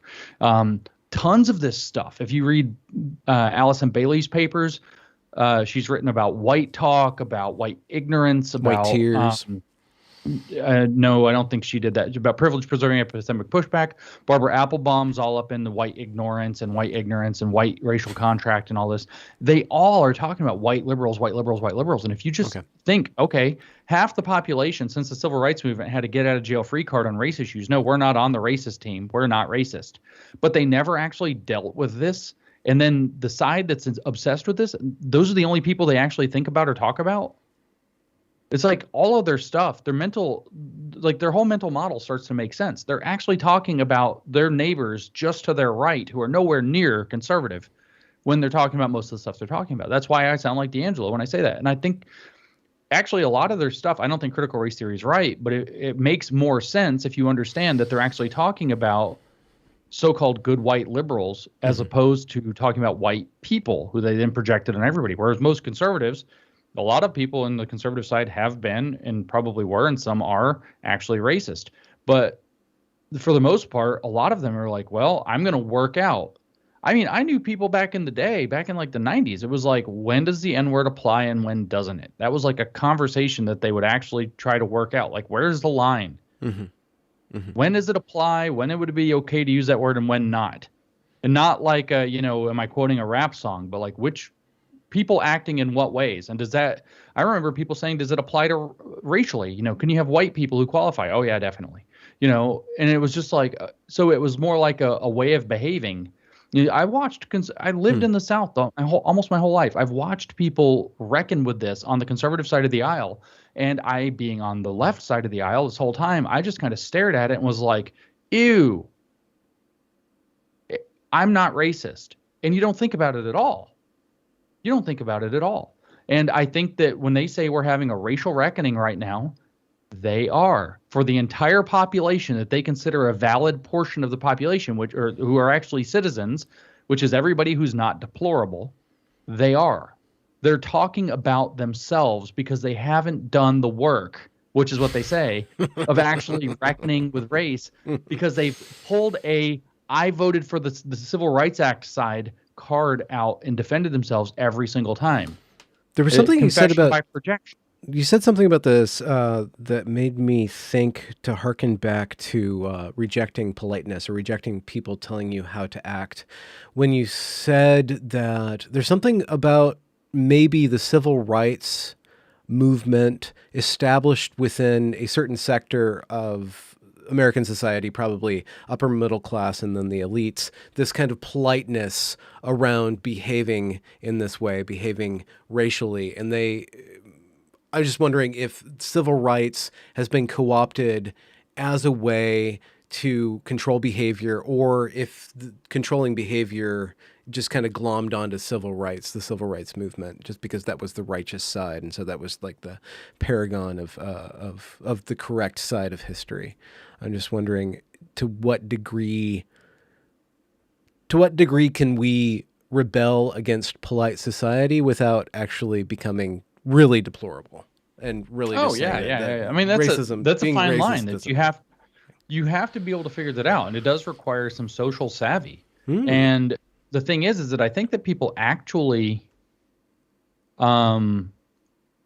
I think we weren't there yet, but I think we were doing pretty good with it back when we were back in the freer 80s and 90s when you could actually talk. I'm not saying it was less racist then, but we could actually talk about these things. So we were more on the path to working these things out. Hmm. Because if you throw some spaghetti at the wall and it doesn't stick, you try to make a little joke or whatever, or you try to make a comment, or you speak a piece of your mind, and it falls flat, like you feel like a dumbass for a hot minute there, Yeah.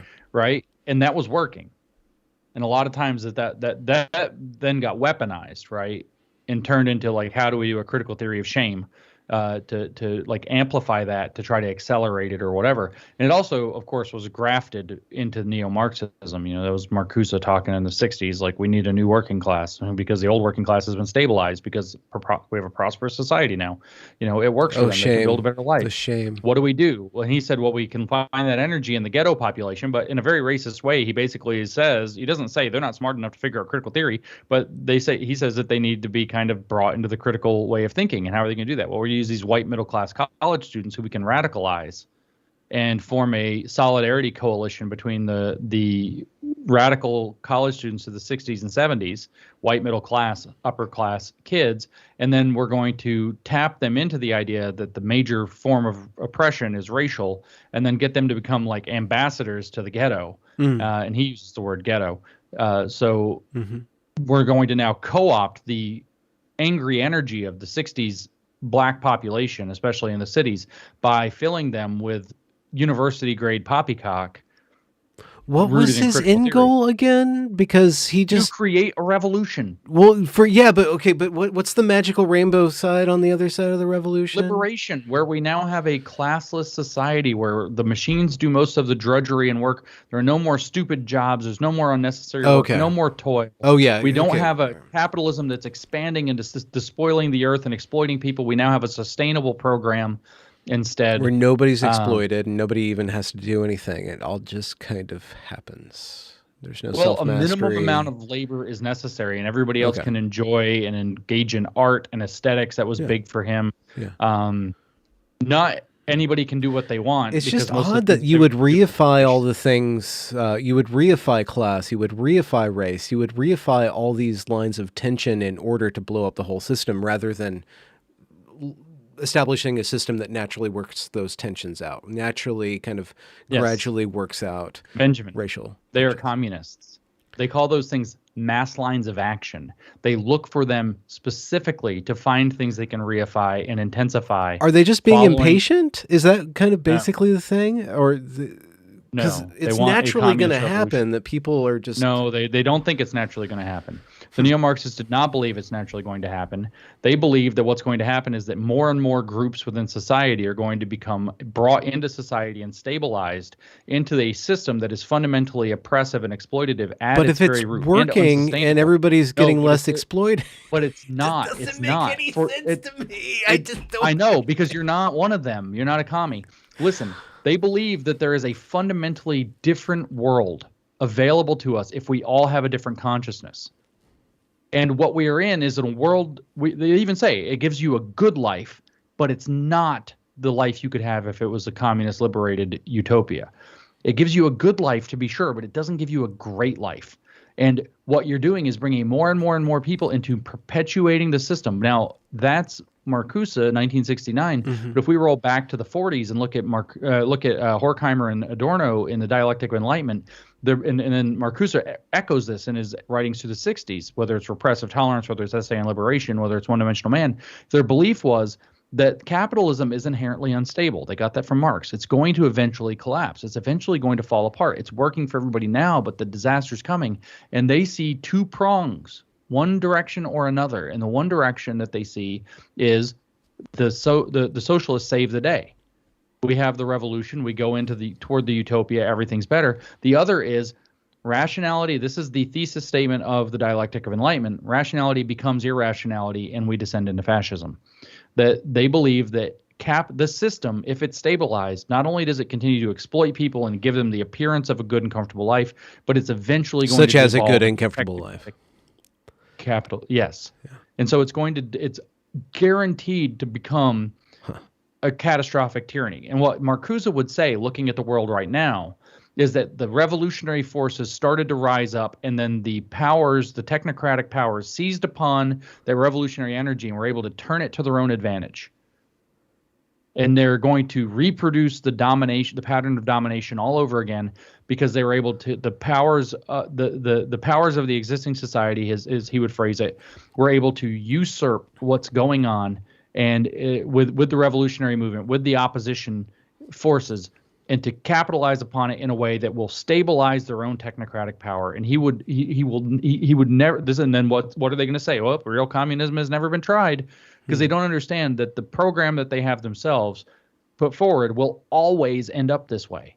It will always, because it's not real. They're like, when I said they're not communists, that's what you don't, or they are communists, and you're not. That's what you don't understand. That's the key. They genuinely believe one of two things: either that they're just vengeful and the system that exists needs to be destroyed because they're just angry and vengeful, or if they actually have the utopian drive, they believe that and then I think Marcuse did, there is a much better world that could be available if we could only break everybody out of this stupid idea that the society working for them is enough. It needs to be perfect, not just working for you. Okay. And we could get into the Gnostic side of this if you want. The Gnostic belief is that we've been flung into a world that's fundamentally bad. The Garden of Eden is a Gnostic paradise. The idea that the Garden of Eden is good. The Gnostics are the snake. They're going to come along and say, no, it's not. God's a prison warden.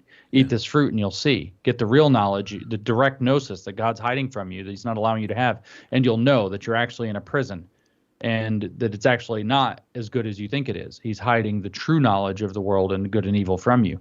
And so the same kind of mentality is going on with the communists. It's like, oh, the system itself now hides the true knowledge, that you could have a much better world that works better for everybody. Even though Marcuse says, we'd all have to be happy with a little bit less, fewer gadgets, fewer services, fewer comforts, etc. But at least we wouldn't live in a system that's constantly exploiting everybody and everything. Mm-hmm. Why Rousseau, though? Why Rousseau? Yeah. Because the master slave, well, a number of things come from Rousseau. One is the idea of the general will. One is the idea of the social contract. One is the, which got turned into the racial contract and critical race theory. We can talk about that if you want. One idea with Rousseau is the master-slave dialectic, which is absolutely crucial to understanding what's all going on. And as a matter of fact, Schiller described the master-slave dialectic of Rousseau to his student Hegel with the famous word Aufheben that I bring up all the time, the idea of abolishing and keeping something to raise it up to a higher level. And the idea there was that there was going to be a great turn. They were looking at the civilized Europeans, and they were looking at the people they were colonizing as the noble savage natives. And so the view was that the Europeans had become too rational. Rousseau was no fan of rationality. He thought emotion and sincerity were a bigger deal. Lived experience. Sincerity is a better indicator of truth for Rousseau, which is then caught up in the affective world, is a better indicator of truth than rationality. And so he saw these natives and he said, oh, these noble savages, they are too instinctual. They're too effective. And then, but compared to the Europeans, we're too rational. We're not instinctual enough. And he thought that if you could somehow mix the two together, you could create what he called savages made to live in cities. Mm-hmm. And the idea was you're going to keep the best of rationality and the linear European thinking, and you're going to keep the best of the instinctual emotional model of the noble savage and combine them to create savages made to live in cities. Sounds like a cultural eugenics.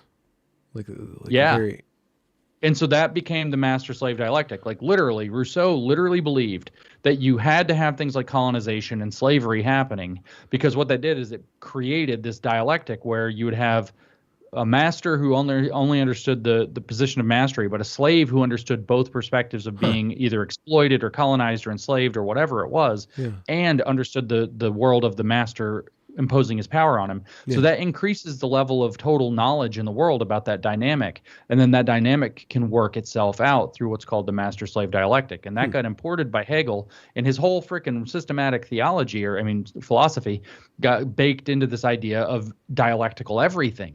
And the reason was he was so taken by this idea of, and so for Hegel too, he thought, oh yeah, well the blacks need to be subjugated by the whites so that we can figure out what subjugation is like, and da da da da da, and history will use these people and discard them, and that's okay, and we're going to learn this. And so that's a huge master-slave dialectic is a huge one. The general will is a big one. The emotion over reason, or sincerity over uber alles, if you want, from I guess I'm blurring things there.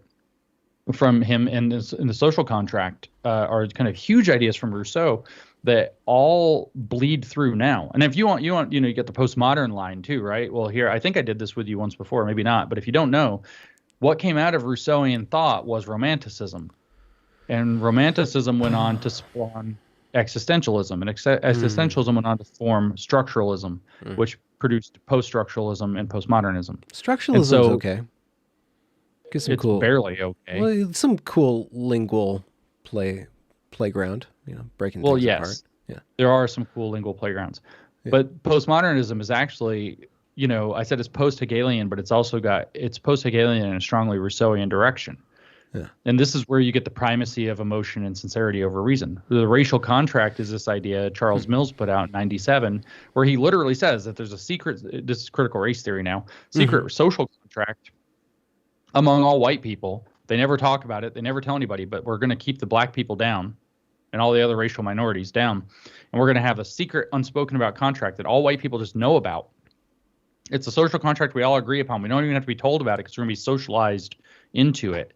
And that's how race and racism actually work. That's what systemic racism really is it's based on this social contract that white people don't even know exists, but they all buy into, to the point where he says that it forms a kind of ignorance that's mistaken for knowledge, a kind of ignorance of what it's like to be in a different racial position that's then taken as special knowledge by the white people in a complete inversion of their position within the master-slave dialectic. And that's where the concept that Barbara Applebaum puts out of white ignorance comes from, and also where she developed her idea of white moral responsibility and white complicity, which is the basis for where white fragility comes from, as a matter of fact. Are you participating in a dialectic when you bowl in the china shop of elite Twitter?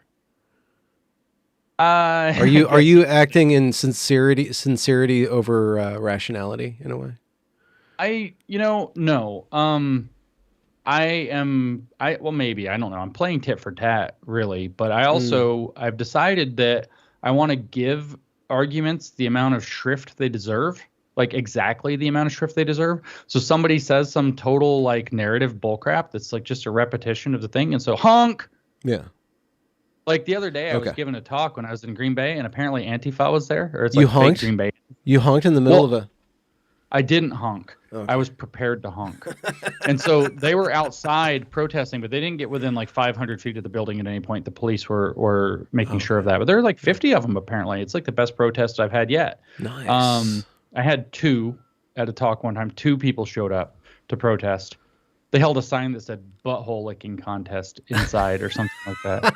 And then, these guys apparently also called me a warlord on the social media. They said, the warlord James Lindsay is coming or something like that. I saw the post, the warlord, and I'm like, hell yeah. And so, but anyway, if they had come in and tried to disrupt it and like they'd shouted something out, I probably just would have yelled into the microphone, honk. Yeah. Because that's like these arguments that they give. Oh, yeah, white guy would say that, honk. It's like that's how much it deserves. Okay. It's just like I need the actual horn, like Yeah, like you've adopted using that just the image of the horn. I'm just wondering if because you were talking about master slave dynamic, and if that can be a useful analogy or toolkit for dealing with the disrupting and dismantling elitism. In a way. I mean, postmodernism in this regard actually is the deconstruction. Really only legitimately works when it's deconstructing illegitimate power. Like that. That's what you could even say. The liberalism was a deconstruction tool. I mean, we make that argument in cynical theory. It's that they didn't invent deconstruction. They didn't invent the idea of taking apart illegitimate power. Liberals were doing it 200, 300 but years liberals before. Were ostensibly creating something better or going towards more legitimate power, not just delegitimizing. Well, no, they were finding ways to decentralize and thus increase the legitimacy of power. Okay. Decentralized power is legitimate power. Centralized power tends toward the illegitimate. That's the old saying, absolute power corrupts, absolute power corrupts absolutely. The more power that you have, the more likely you are. So if you are constantly put up against checks and balances, but no, on Twitter, like I'm not really playing a dialectic. You can't play the dialectic with these people. They're better at the dialectic. Oh. What you do is you make fun of the dialectic. Okay. What I'm doing is actually, people say, you wrote that book, How to Have Impossible Conversations. What are you looking at? What are you looking at? You should show one to the camera. Let me get it. Make it central, though, because your camera's cut in half. There we go. How to have impossible Conversations. conversations. So I could actually figure out where it is in here if I had time and cared enough. But we actually talk They can about read the book. what do you do when you're actually in an impossible conversation when it gets to the level of like emotions and identity interrupting the rest of the dialogue. And what we say is that you step back and name the dynamic. And that's actually what I'm doing. I just Okay. don't often, but sometimes I do. In fact, I explicitly recommended that on Twitter the other day. Mhm. Don't play the game, step back and name the dynamic and embarrass them for playing the game in the first place. Okay. All right. Okay. And so I'm not always playing the game, or I mean, naming the dynamic. Sometimes I'm highlighting it in a way, and I am stealing off of them though, because I am using their so-called politics of parody or whatever, Yeah. to like make fun of their whole little thing. Now I referenced political punerology earlier, that odd book about evil. Can you And say punerology? I still can't see it in my head. I'm gonna have to look it up. Poneros is the Greek, Ponerology or whatever. Okay. Poner, Oh. Poner. Like I'm gonna pwn all your bases or whatever. No, that would be PWNT. Okay. All your base are belong to us, Benjamin. Ponage. Ponage. Punt. Yeah, so in that book, he actually talks about these manipulations of language. Mhm. And he says that what happens with these kinds of totalitarian ideologies is they create a false second language. And that when it starts falling apart, if you look at the different cases of history, and he's, of course, mostly looking at the Eastern Bloc and Soviet Union being Polish, but also the Nazis, as he says, a third language evolves where it's people making fun of the second language in the terms of the first. And that's definitely happening.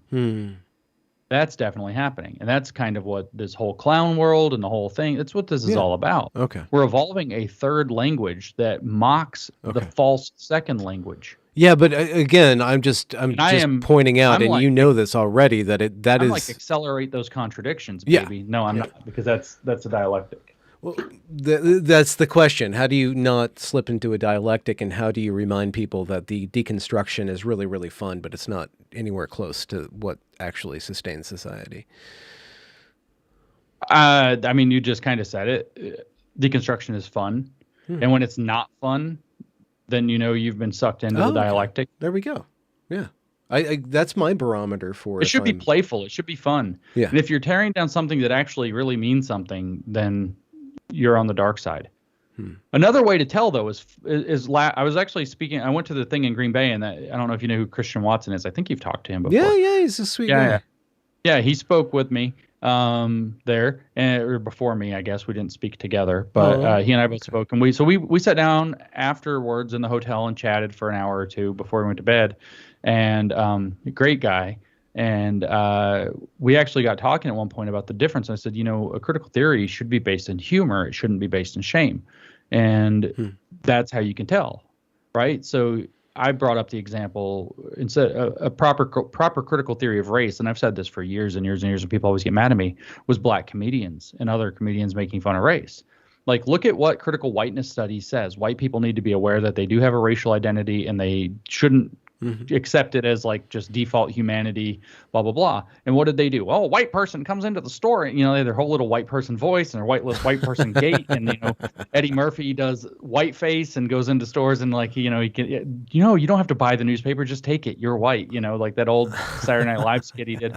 That stuff actually punctured the veil, like to the degree where 30, 40, 50 years ago or more, the things that critical race theory is saying about society had much more of a point or a point at all about the nature of things like whiteness and racial interaction, et cetera. Those things were largely punctured by the great comedians, Richard Pryor. We can name a lot of the black comedians if you want. But it wasn't always just black comedians. Were the Frankfurter schools, were they into comedy? Did comedy exist in there? No, they're not funny at all. They're like anti-funny. Really? Okay. What about Marx and Hegel? Are any of these guys? Are they any of them? No, they were not funny people. Rousseau, okay. They were. Have you seen a picture of Hegel? It's coming to my mind. That guy laughed 4 times in his life, maximum. Once at a fart when he was 2, and then he learned better. How did you read it too? It's like he farted, but he really shit, and he was like a shart. Ha ha ha. Dialectical fart. I thought it was a fart, but it contained a liquid. Number 3. Newton was wrong.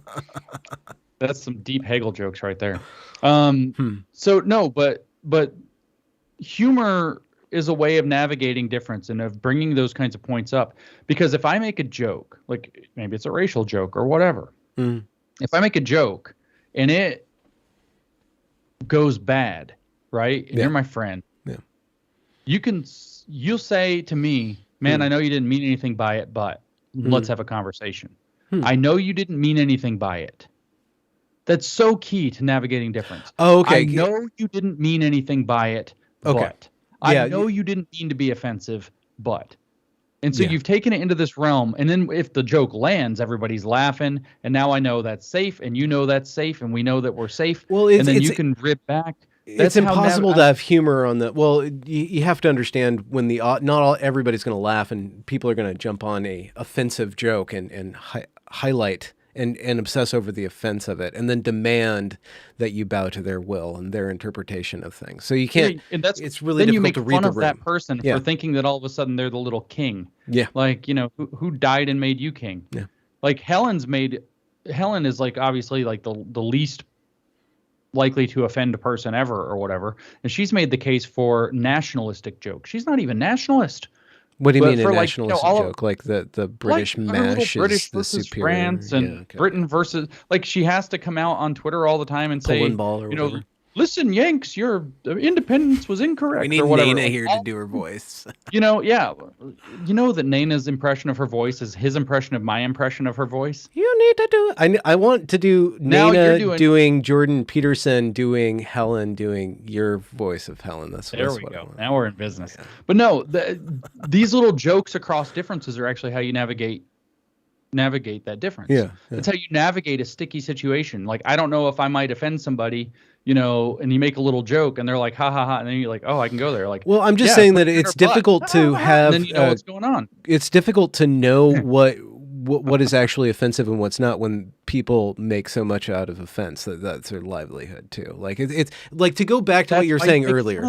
How do you? Okay, so you just keep on making fun and keep on making fun, and when somebody finally gives you advice, and they say, I know you didn't mean to be the worst person on Twitter in the 2020 to 2021 Twitter year, but then you can listen to it. Well, yeah, no, probably not. Like, first of all, let me also just add, I don't need any advice from anybody on Twitter who's got like 200 followers when I've got like 230,000 followers. Like, ouch. Put the proof. You're whipping out the swollen balls, Put the fucking proof in the pudding, asshole. If you think you know how to run a Twitter account better than somebody who's got 100 or 1,000 times as many followers as you, maybe you should get 1,000 times as many followers first. Yeah. Maybe what I'm doing is working, and maybe it hurt your feelings and blocked. No, I really hate these people. And if you want me to behave better on Twitter, like I used to. Oh, like I used to. Before the Joe Rogan, everybody tries to draw a line of when you lost your marbles. It was Rogan. You will put the marbles up your butt. The Great Reset will have the marbles up your butt. At least they'll vibrate. That's Nicki Minaj too. That was one of the best, man. She was like, "Oh, if they told you to put these marbles up your butt, put and pop." Oh God, I didn't know. I'm looking forward to her album about this situation she's been going through. No kidding, like her diss tracks. Oh, fire! Oh, fire! We were talking about my Twitter. You were talking about. I don't know. My Twitter is excellent. People always people want to say where I lost my marbles or whatever, but that's some bleacher shit. Like, what are you doing? Like, shut up and go do something productive. And if you do it well, you're going to get a bigger follower count than me, and I'm going to have to look at what you're doing and say, wow, what they're doing is working. So I have point to look at competence. And like, how the hell did he get that many followers that fast or whatever? Okay. Like, he went from like 20,000 to 210,000 in like no time. Who? Chris Rufo. Oh, Rufo. Yeah, Rufo. Yeah. Hit it out of the He's park. doing good work. He's doing great work. Yeah. Yeah. And he blew up super fast, and he must be doing something right. Yeah. But then they gave him a blue check, and I was like, oh, no threat. And then they took his blue check away, and I'm like, oh, he is effective. Mm-hmm. So I just don't like guys, man. Benjamin, buddy, you know I know, this. I know, Twitter, I not know, real. I know. Twitter is, we talked about, we had Wokel on here. We went Mm-hmm. full Jedi a couple of times, Mm-hmm. and he like talked for literally 1 hour without breathing about Baudrillard, and Mm-hmm. then right, and so we talked about Baudrillard, and you talk about the hyper reality. It's like plugging into the Matrix, and it turns out that that's Twitter. Mm-hmm. Right. So can you go like right now? No, don't answer this question if you can, because you have to agree with me. Could Oh. you go like right now down to say San Francisco and jump from one building to another? No, of course not. But if you were in the Matrix, you can, right? Mm-hmm. Twitter's the Matrix. You don't have to follow the regular rules. Well, we still need these systems of communication in order for the normal people to go back to your everybody stood on and clapped at you on an airplane moment. We still I need these apparently modes am of having no communication. problems because everybody in the airplane not only clapped, but every one of them gave me $100 and a bottle of champagne. I'm just saying that there's room for honesty, sincerity, and careful thought on these platforms that do give rise to a lot of insanity. I think that like to what I think I get a nice degree? lunch. It's like right. It's like having a fruit salad with like Mm, you put some spicy stuff in there pine or something. nuts and like some Yeah, well, what wasabi are these peas fucking or something. Yeah. like? Who put walnuts in this? This is great. Nice, respectable this, nice, respectable that. Here's a thread where I talked about how Hegel, blah blah blah blah blah. Here's some screenshots from Marcuse. Here's all this really responsible stuff. Engagement 104. What was your Like best? Yeah, yeah. What was your best banged your moment for this mom. summer? Engagement 14,000. My best moment of the summer, like Yeah, on well, Twitter. because I haven't talked to you. No, like just out and about. Because you've been so busy. You've been out in the real world. This is the cool thing. You're I not have just been. on Twitter. You're out there. You're No, I've been doing the work. everywhere. You're hitting the pavement. What was something That's a awesome good that happened to question. The most stirring thing I think that I've been involved in, I got invited last month, the end of the month, before I went on Dr. Phil. I got asked to go. The reason I was in Southern California in the first Was place that was I good? got Can you invited. say if that was a good time on Dr. Phil? I had an interesting time. I got really mad. I mean, I don't know what I can say because it hasn't come out yet. I don't want to Okay. like violate All right. some contract. I Okay. had to sign so many. I had to sign so many pieces of paper to go on Dr. Phil. Like I don't even know what I signed, and so like so many things. Okay. So many things. But you got really mad. I hope it comes out. Oh, I wanna I see that. yelled. I'll talk about it if you want, but No, we should wait. here's the long and short before that. The reason I was invited to Southern California, Dr. Phil was not the highlight. I went to the Orange County School Board the night before, Hmm.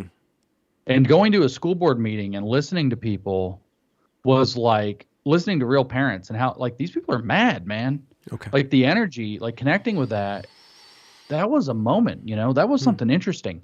And so they let 20 people give public comment and probably 17. I mean, you can watch the tape and figure it out for yourself. It's on the internet. It's like 4.5 hours long, as these public meetings always are. Mhm. But they let 20 people speak, and I think it was about 17 of them were like mad as hell about CRT. And then like 2 or 3 were like weakly in favor of it or whatever. We should hear it out. I think it's very important because we don't have to teach about slavery. Like, History, dude, what are you yeah. talking about? Yeah. Yeah. And so it's like Great okay. maneuver on their But- part. It's but just it's like teaching history the hearing way that we it's- want it taught.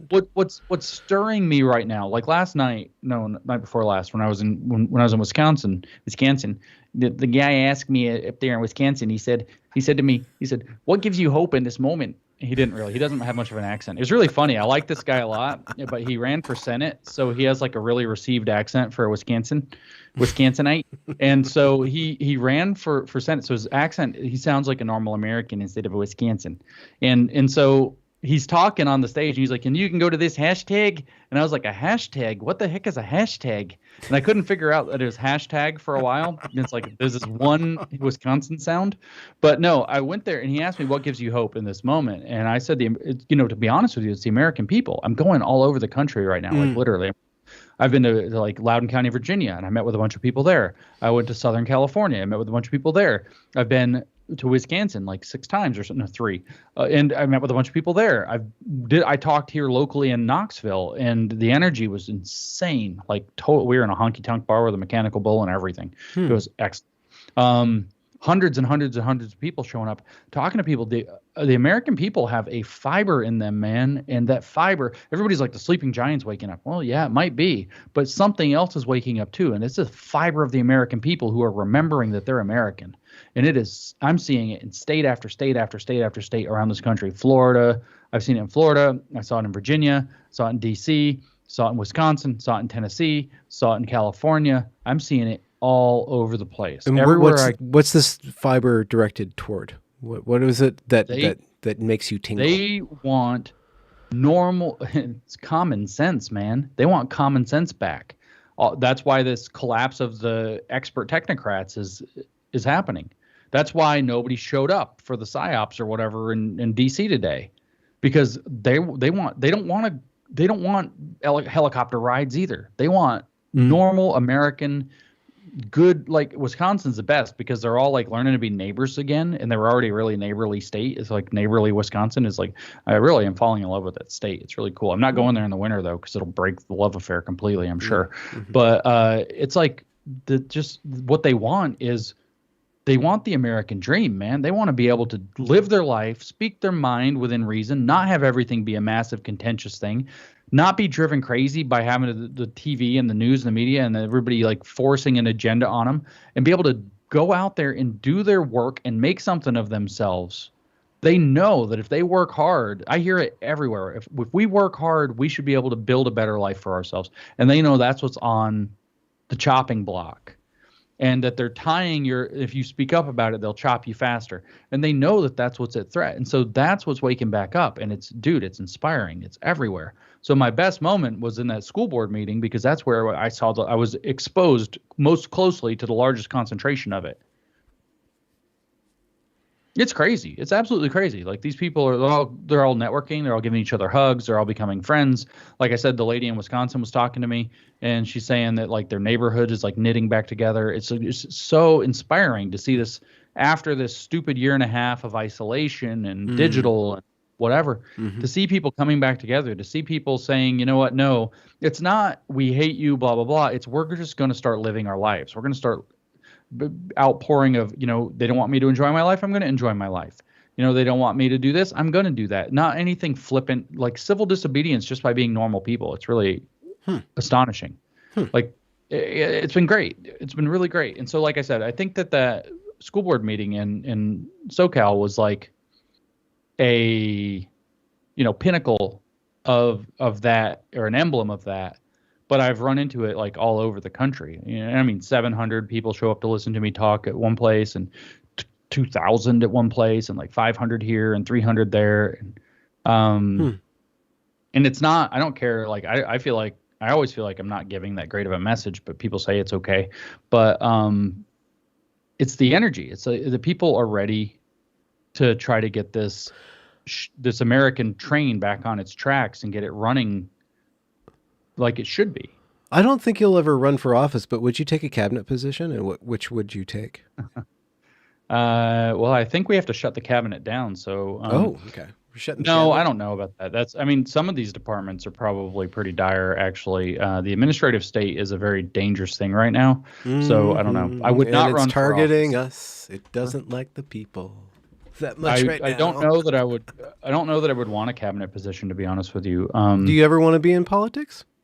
No. You want to be a roaming professor, professional swordsman? I don't want to be. I just want to read things I think are interesting and make commentary that I think is insightful and useful, connected to the things that I read. What would you think about? Do you ever have a glimmer of something that you would do after this critical stuff is done with? Well, there's a few things I think about. One is, no, probably not. I think that this, it's not impossible, but probably not. I think that this woke thing or critical theory thing, right? This is I even wrote an essay recently about this. It's a species in a much larger phylogenetic tree of ideological problems. And I think that, this is what people like Hannah Arendt did after the Nazis, et cetera. They wanted to figure out the roots of, the banality of evil. They wanted to figure out the roots of human evil on the ideological scale. Yeah. And I want to see basically the complete and utter discreditation of the entire kingdom of thought that this stuff, kingdom, phylum, order, family, whatever, I left out class, wherever that goes.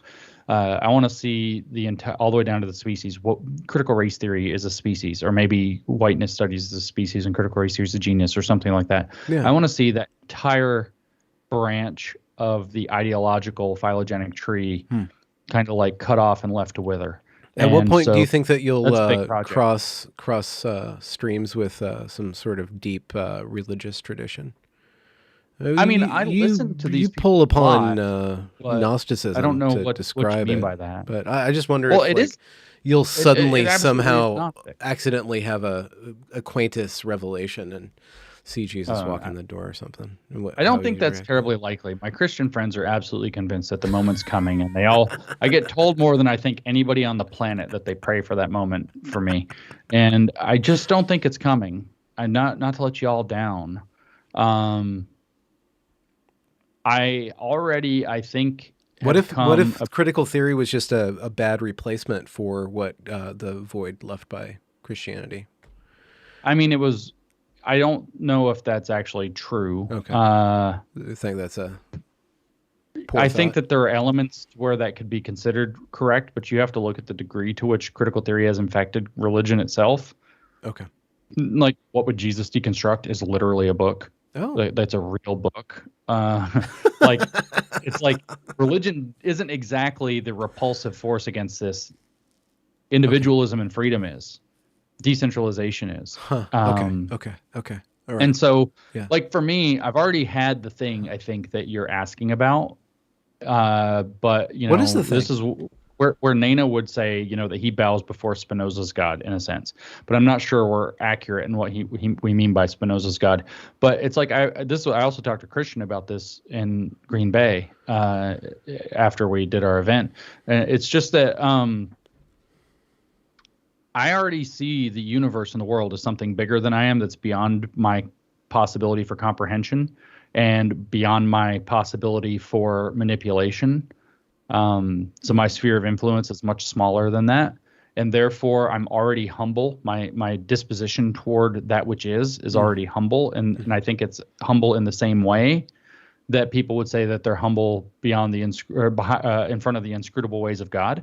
And I just don't like basically what you're asking. It's funny you mentioned Aquinas. I won't have the Aquinian moment, I don't think, because Aquinas went through these 5 proofs, and he looked at he said, the first mover or whatever, prime mover, and he explained this thing. And then at the end, all 5 of the 5 proofs, I don't know if you've read them, and in this all men call God. And I just will stop short of that sentence. I don't need to call this thing God. And that's really where everybody's wrong about God came from in the first place. I don't need to call that thing God. And I've been asked, by many a Christian, well, what do you call it? And it's just what is, that which is. Oh, If you that's what God say, called himself. Yeah, I know. But I don't need to attach any of that other stuff to it. And they're like, well, you just think that the universe created itself. And I don't care. I literally don't care. Okay. I don't think it's an interesting or even well-posed question. How the universe, this so-called, cosmic inflationary model or expansion model or whatever. Yeah, that's interesting. Different cosmological models and the mathematics of it's all interesting, and answering various questions. It's all interesting in and of itself. What are you But studying the then? Are you universe studying exists as a brute ultimately? fact is good enough for me. I don't care. And people are like, well, aren't you scared about, like, it's sad. I hate being asked this question because I just feel bad for the person asking me. They're like, do you think that, are you afraid to be judged? And I'm like, I can't imagine any God that's merciful and good judging somebody over that. It's ridiculous. I can't, that's my old school new atheist roots. Like, that root won't come up. That's fundamentally ridiculous. That's offensive to human reason to think that a genuinely just God would be pissed off by what name you called the thing. That's clown world. I'm sorry, Christians. That's clown world. It is. Yeah, I don't exist within that framework myself. I have we don't need to get into that, but what do you think you're ultimately studying then? I mean, you talked about kingdom, phylum, order of thought. Or what is it really though? Is it human behavior? Is it some sort of human psychology? Is it stacking thoughts? You're just analyzing how these The human thing that I'm beings looking can, What? No, not exactly. The thing I'm looking at is the ideology. What is the ideology? What is its nature? Where did it come from? How does it approach the world? Okay, but Um, what is an ideology then? Is that like the byproduct of a human culture, or like what is it I that? think it's. I mean, the idea of a view of the world, a worldview, as it were. Yeah. What is that in German? I forgot. Volten Aklo No, or something. No. definitely not. Um, I need one time in my life. I need Peter Boghossian, and he always says it, Hey, and he I'm should be like, yeah, that. free. He doesn't have a job And so anymore. anyway, a worldview. Somebody will type it here in a minute. They'll put the German for worldview in the chat, and then I can see it and say, yeah, that.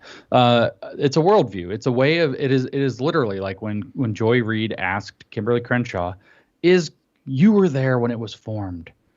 Is critical race theory Marxist?" Yeah, there we go. Weltanschauung or Schaung. I don't know how to say that shit. Weltanschauung or some Schauung. Yeah, that's it. Weltanschauung. No, not Schlong. Schauung. German.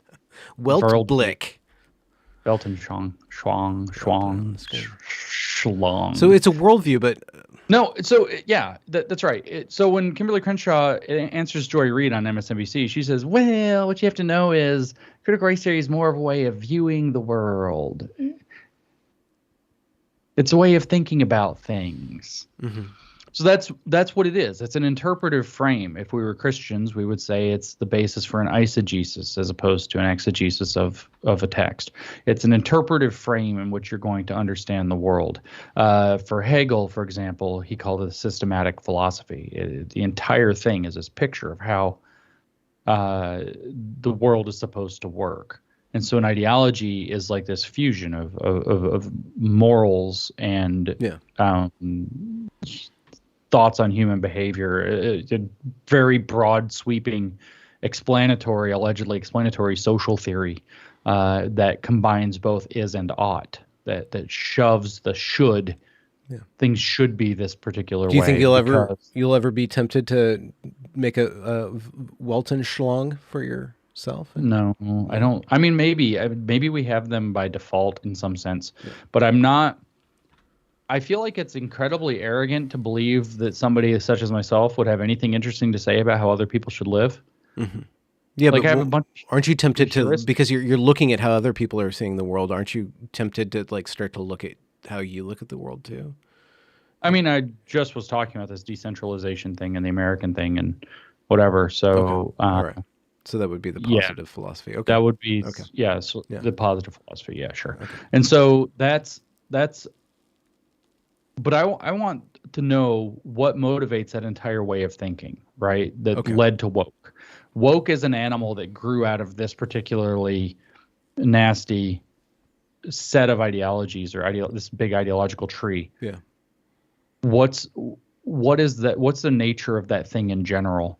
And what do we do with it? How do we understand it? Why do we say no to this? Why does it keep generating evil over and over and over again, like unambiguous evil? I like that. You're not concerned with the problem of evil. You're concerned with this one thing that creates evil. That's a you got to smart way of going. Do as much of the thing as you can, and that's a big piece to chew. No, that's pretty big. Yeah, this is like communism, Nazism, all of this shit, all came out of this. Mm-hmm. I mean, I would even say the global American empire, globalist American empire, grew out of this. Manifest Destiny was part of this. All of this stuff we look back at and think, yeek, what was this? Grew out of this particular ugly tree. Yeah. And I ultimately think that the name of that thing is Gnosticism. And in our era, what we've been up against is science versus scientific Gnosticism, just like in the first century, where you had the battle between Valentinius and Irenaeus was Christianity versus Gnostic Christianity. And so now we have science versus scientific Gnosticism. And that's the name I've given to the kingdom, by the way. Have you Scientific Gnosticism. have you seen like have you gone so far as to begin to describe where Gnosticism itself comes from as a part of the N- Western tradition because it pops up over and over and over and over and I over. don't think it actually, I mean, I'm not sure yet. Actually think Gnosticism is a disposition. My guess is Hmm. that a certain percentage of the population is highly disposed to think that way anyway. And then larger percentage of the population is disposed to be able to be persuaded by it, and then other segment of the population is absolutely not disposed to it at all. And the battleground is that large middle chunk of how many Okay. people. But Yeah. I think of it more of actually as like a psychological predisposition, because this is what Heidegger refers to as flungness. And that's, we can put that German word in the Geworftheit or something like that. You can put that in there Okay. in the chat too. Okay. But flungness into the world, like the world was made and it was made wrong, and we've been flung into it. And oh, woe is me, it sucks. It's like a long time ago. I was talking to somebody and they said there's only two kinds of people in the world: murder people and suicide people. And these are the suicide people, really. Oh.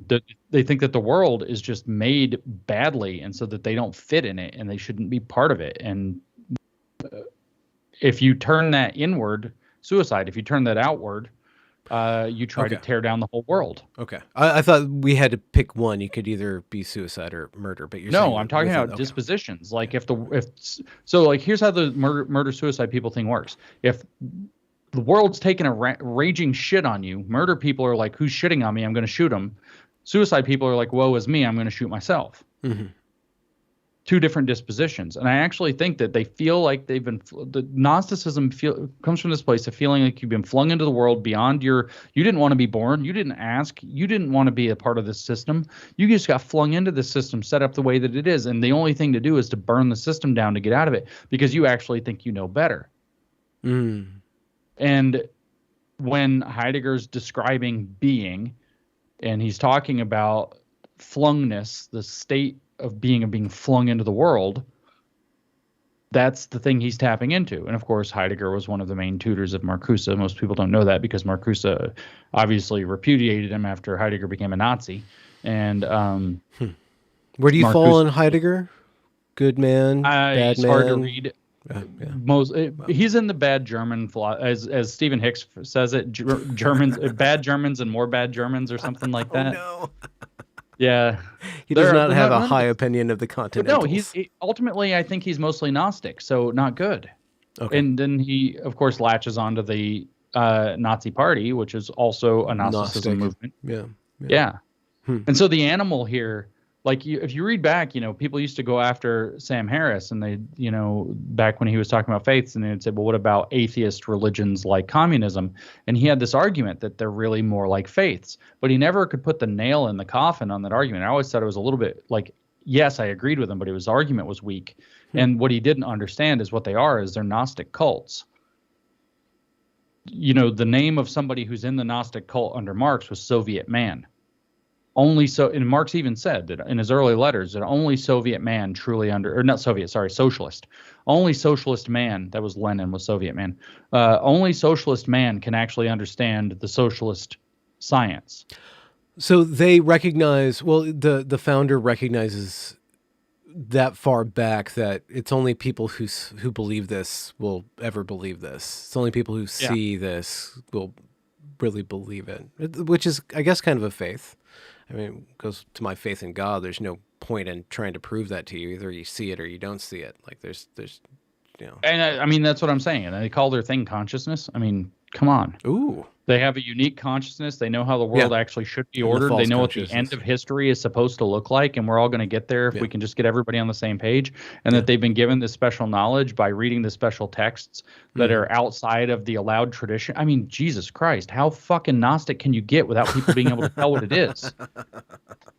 And it gets imported in 1,000 different varieties, from patriarchy theory to race theory, and you can just perpetuate that over and over. Historically, to go back to your earlier question, is it latches on to whatever the Gnosticism is kind of a parasitic thing altogether. It latches on to whatever carries the most weight at any given time. The most stress, Christianity, the most blame. Yeah.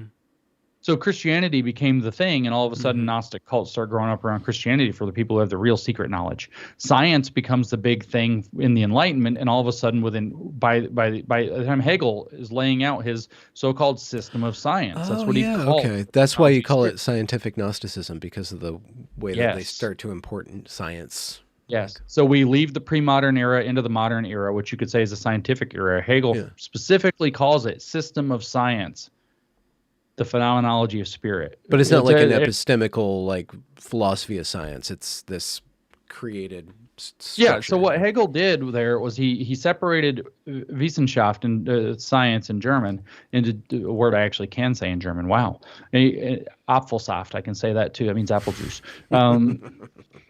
And yeah, well, I ordered a lot when I was there. Their apple juice is off the charts in Germany. It's It's pretty so good. good. Yeah. Yeah. It's pretty It's good. really it's oddly good. You're like, this Bananenweizen shouldn't is have not this that much good. flavor. I did not Banana like. sauce? No, Bananenweizen, wheat beer with banana juice added to it. Okay. No, not good. Okay. I don't like that. Pete Sounds loved weird. it. Oh, It's like well. a glass of banana bread that's way too sweet. Pete loved it. I didn't like it. Anyways, but that's beside. I went to Germany with Pete. That was a fucking trip. Let me tell you It what. sounds like a trip. Do you guys have a memoir of that Oh that's man, floating around? I think I actually deleted the videos that I Yeah, took. Just how to have an impossible they vacation with they Peter were funny Boghossian, though. a very They impractical were funny. guide. They were funny. Um, yeah. So Hegel comes Apfelsaft, through and takes science Hegel, and makes Wissenschaft. this. So for him, Wissenschaft had two different levels to it: the Verstand and the Vernunft. And this isn't like controversial. Okay. Verstand means understanding. That's how it gets translated anyway. So it's to understand something, and that's basically what we would see as the scientific or the reason-based process. And then Vernunft is defined to be reason, which is the higher level interpretive frame that's going to be put on the lower level understanding. So you gain a lower level understanding of the world through the scientific process, and then you have the theoretical apparatus that you interpret it through. That's Vernunft.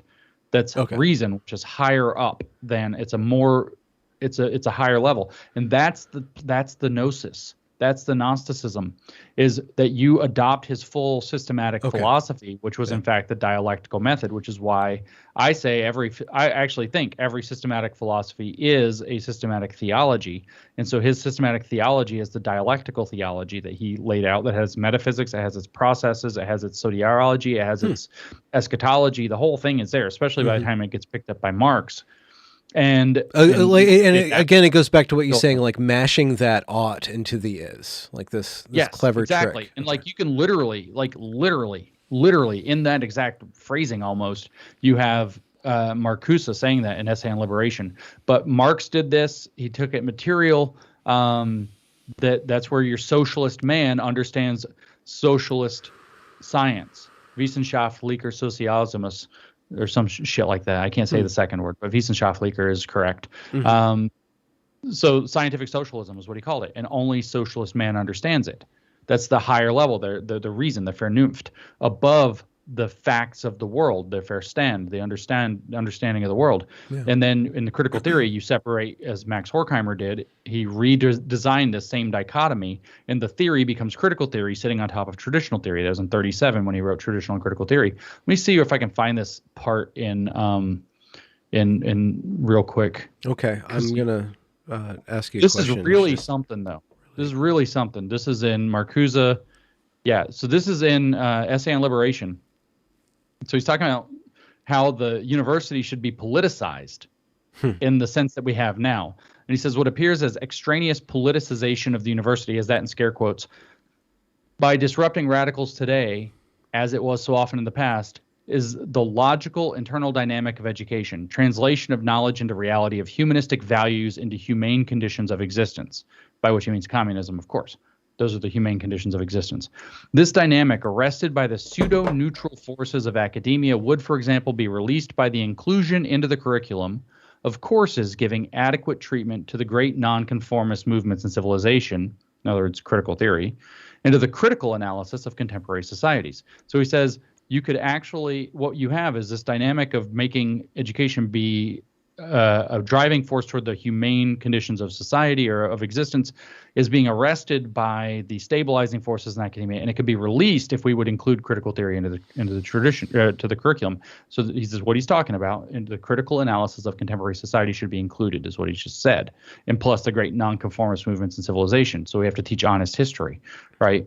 And then he says the groundwork. This is an exact quote. The groundwork for building the bridge between the ought and the is, between theory and practice, is laid within theory itself. That's a religion. That's I know it's a Gnostic religion. It's right there. It's undeniable what's going on when you understand what these idiots are actually saying. Unlike Orwell, Marcuse's text was a manual. Oh yeah. It's amazing just hearing you say that. That's exactly what they've done. That's exactly what our explicitly the colleges of education are doing that more than this any is other. Explicitly what everybody on Twitter says that I've. James, why don't you write more dignified Twitter threads? Because every time I write those, I get 5,000 fucking weirdos with a cartoon character but somehow a blue check come in and tell me I've written word salad or say park life. So you know what you do? You honk at them. Okay. All right. Okay. Or you tell them that you banged their mother because you probably did. Because that's how serious. You say something serious, they try to deconstruct it by being unserious with you. So you deconstruct back harder, and you have to be mean. They're being cruel to you. You hit them back and be mean, more mean, because they're expecting you to stay polite. What you just said, you just told me I connected for you, like this huge thing to where it just made sense. And I say that on Twitter, and I guarantee you, every time I say that on Twitter, it happens. They come out in droves, weird, large numbers of droves of people to tell me that I've said word salad and complete nonsense. It's not even complicated. You don't even have to have an expert reading of Hegel to understand what he was talking about when he called his phenomenology of spirit a system of science. And then when he explained that the Wissenschaft has two layers to it, there's the basic understanding, but then there's the reason through which it's interpreted. And then that the reason maps directly onto scientific socialism versus the regular, everyday empirical science that it relies upon for Marx. And that this maps directly onto, Marx called it a critical philosophy, and now it's a critical theory that's going to be stand in relation to a traditional theory that allows us to understand the facts of the world. The matching up isn't even complicated. And this is word salad. This is what I get. If I put this on social media, I get treated like I have said the dumbest thing that anybody has ever said, ever. And the insults are ridiculous, which means I know I'm over the target. But then people are like, but you should just stay nice on Twitter. No, you shouldn't. These people should be, in fact, these people should be fucking fired from their jobs. That's cancel culture. Damn right it is. Get them out. Fire them all. Because if you don't, they're just going to keep abusing their power. It's not actually cancel culture to remove people from power that they're abusing. That's called basic incompetent people, if you can prove them to be incompetent. Yeah. Somebody right here in the chat says, I agree with James. Honest conversation doesn't work. They expect you to be civil. They're playing you on that. Yeah. So could somebody define Gnostic for me? Gnostic is the belief that you have been it is not your theory that's wrong with the world. It's that the world itself and people are the thing that are controlled by a wrong. dark god. And that if you have by a dark god, that's a good way to put it. And if you have access to the special hidden knowledge, then you can escape that situation and in fact possibly remake man and the world. Liberate. Make it so that the imperfections, you can liberate it from this prison that you've been put into. Yeah. So the Garden of Eden is actually, you would view that as a prison, not as a utopia, and that the snake, the serpent is luring people into eating the fruit of knowledge. They get the special direct gnosis all of a sudden, and then they're going to understand that God was actually a prison warden and that he's actually a dark god, and that there's higher knowledge that you could be like a god yourself, etc. And that the so-called utopia was actually a prison, and this great world that we live in that we can figure out and enjoy and make better for people is actually irreparably broken. But if you just get everybody on the right page, then you can remake the world according to your heart's desire, as the Fabians had it. That's Gnosticism. Is a decentralized network of common sense the ultimate diffuser of this elitism and Yeah, the critical theory and all of this stuff? yeah, because common sense is obviously like its enemy. Centralized power is the only way that it's all linguistic fictions. You can only enforce that through centralized power, and none of it's common sense by And definition. politeness. There are the people who are the enlightened within they have the consciousness, and then there are the people who don't have the consciousness who are ruled over, and there's no common sense there's no common sensibility between them. There's no way that they can understand one another. You're either one of the cult or you don't get it. The question also followed up, why is Gnosticism bad? Is because it requires extraordinary arrogance to believe that it's the good idea to remake humanity and remake the world rather than to accord ourselves in the best possible way to the world that we find ourselves in. Like the world itself is what it is. That Marx quote about philosophers have sought to understand the world, but the idea is to change it, or the true purpose. Yeah, that's right. Yeah. Hitherto, philosophers have only interpreted the world. The point is to change it. Yeah. Right. Which, by the way, is paraphrased in the second paragraph of Critical Race Theory and Introduction. Did you know that? It's not Marxist. That sentence is paraphrased in the second paragraph of Critical Race Theory and Introduction. Let me just open it. I show you. It's like on page 3. Critical Race Theory and Introduction. Oh, I went to page 24. Went too far. I find it. Oh, somehow I closed it. I'm not finding it. Literally, though, it does. It says it. It says it. Page 3. It's second paragraph, bottom of the second paragraph. It's hard to do this on the spot while you're like, people might be looking at you on the thousands of people That's at once. Fine. I should be. I would fill it up with word salad, but whenever I say something, it gives you an idea, and then you're on now I'm something on else. 3. I'm trying to allow you to concentrate. Sometimes you need the cover. Here's what he says. This is the last 2 sentences of the second paragraph of Critical Race Theory and Introduction by Richard Delgado and Gene Stefanchik, reading from the first edition, 2001. Unlike some academic disciplines, critical race theory contains an activist dimension. It not only tries to understand our social situation, but to change it. It sets out not only to ascertain how society organizes itself along racial lines and hierarchies, but to transform it for the better. It not only tries to understand our social situation, but to change it. It not only tries to understand our social situation, but to change it. Directly paraphrases Marx in the second paragraph of the book in a section titled, What is Critical Race Theory? Kimberly Crenshaw on Joyanne Reid, Truth Out or Read Out or whatever the fuck her stupid show is called, is on there. Joy Reid. Kim, you were there at the founding meeting of critical race theory. Is it Marxist? Well, what you have to understand is in 1997, Richard Delgado was interviewed about that founding meeting of critical race theory. He says Kimberly Crenshaw was there with him in Madison at a convent outside of the University of Wisconsin at Madison. And he says he says that they met there in order to see if they had anything in common, see if they had common goals, see if they could come up with a name for the burgeoning movement that was coming into being in 1989, out of critical legal studies, fusing racial justice advocacy into it. And he says, we sought to see if we had anything in common, and we met in this convent. He said it was an austere room. This is very close to a direct quote. An austere room with stained glass and crucifixes here and there, an odd setting for a bunch of Marxists. Direct quote. Kimberly Crenshaw is critical race theory Marxist. Well, what you have to understand is you're a fucking liar. You are a Marxist who was there with a bunch of Marxists making up critical race theory as a bunch of Marxists to create a Marxist theory that, in the words of Gloria Ladson Bildings, in a paper from 1995 called Toward a Critical Race Theory of Education, said that the goal of critical race theory is to make race the central construct for understanding inequality. The same guy that did that racial contract thing, Charles Mills, he wrote a book in the early 2000s titled From Class to Race, outlining how critical race theory is Marxist. Well, and they sit there and lie to us about this stuff. Does CRT have that glorious six-stage poofy rainbow Hegelian frolic land? Are we all like basically they're just not stupid enough to say it explicitly? Yes, of course it does. What does that look like to them? Primitive tribal equality, right? If you're in the tribe, everybody's the same. Everybody in the tribe, doesn't matter what your skin color is, but the tribes are estranged from one another.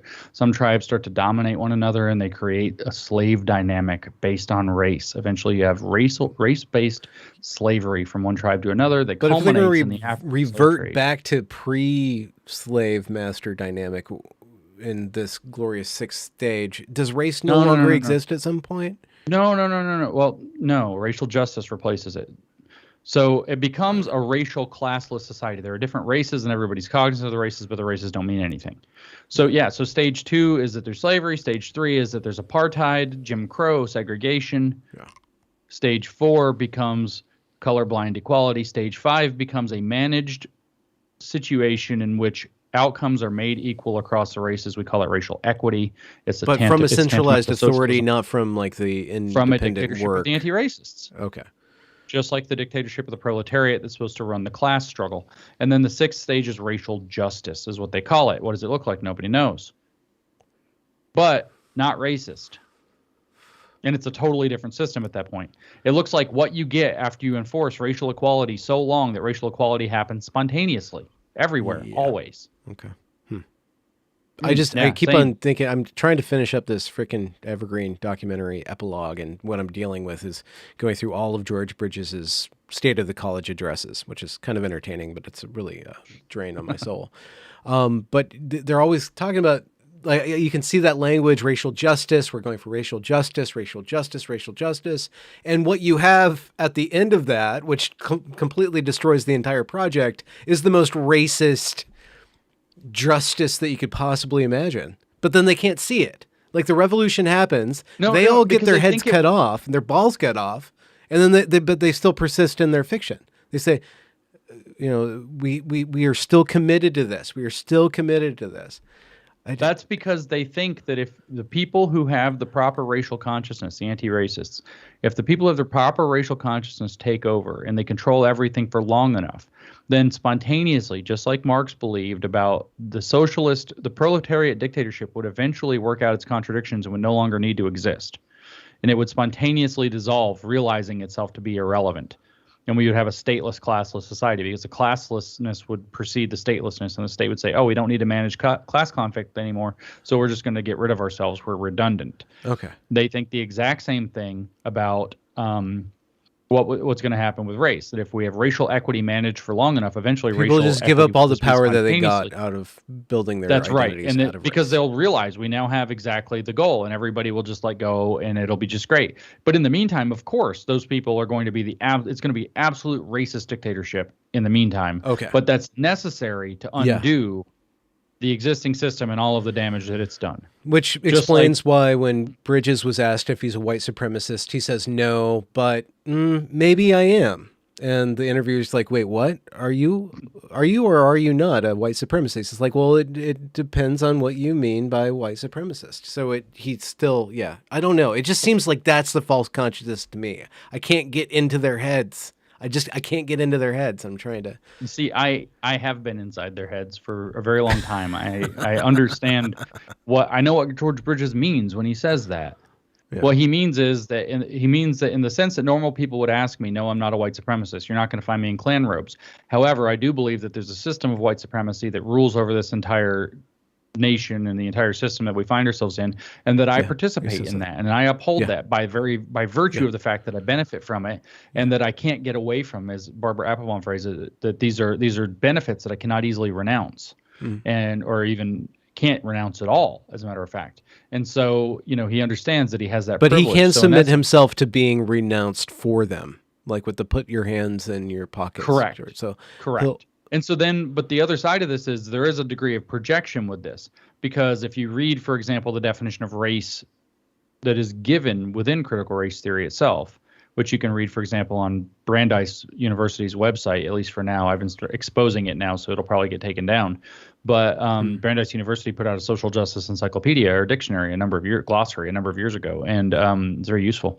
And so their definition of race is something along the lines of a deceptively seductive or something like desirable or something like that system of categorization for human beings created by white people originally from Europe, that, and they literally say this, that upholds the white racial identity as the archetype of humanity, and does so for the purposes of basically controlling privilege, power, and access to resources, or creating systems of domination and oppression.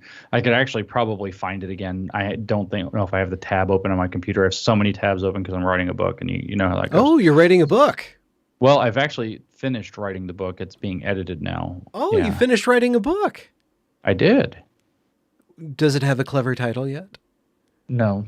The title's probably not going to be very clever, actually. I think I'm just going to call it The New Discourse's Guide to Critical Race Theory. Oh, come on, James. Simple enough. It doesn't need a clever title. That should be the subheading. You need a nice. Yeah, I could call it. I wanted to call it The First Honest Book on Critical Race Theory, but I don't have it. If you can come up with something, I'm open to it. But I'm not. But it's a nudist courses guidebook on how to deal with everything critical. No, not how to deal with. It is a new discourses guidebook on what critical race theory is. Okay. Where it comes from, what it believes, what its ideological. Have you thought of like cynical theory, maybe too? Yeah, that's not a bad idea. The critical boogaloo. I could call it cynical race theory. Somebody wants to send you a book called Heresy Yes, Conspiracy No by Sidney Hook. Is it a PDF? I almost never read print books anymore. Yeah. So hit up James. I virtually only read on airplanes because I fly a lot. Contrary to Twitter, which said that it was actually a bus, I actually fly a lot. I'm on a lot of airplanes. James can be reached at his Twitter handle. And yeah, that's also the easiest way. His Gmail is connected to his Twitter. Super chat from Utter Nonsense. I just finished reading White Fragility for a required class, even though I'm in STEM. I now envy the blind and illiterate.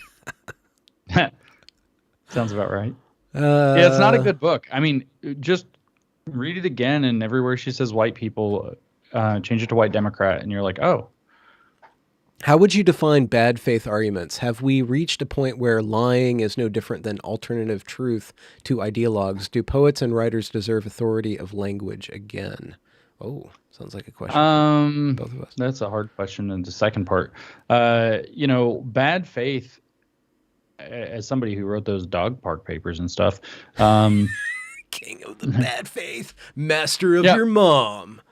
Bad faith is when you are putting forth so it's like playing devil's advocate, except not for the purpose of drawing out mutual understanding or any sort of understanding. Right. Yeah. Right. Yeah. It's just for the point.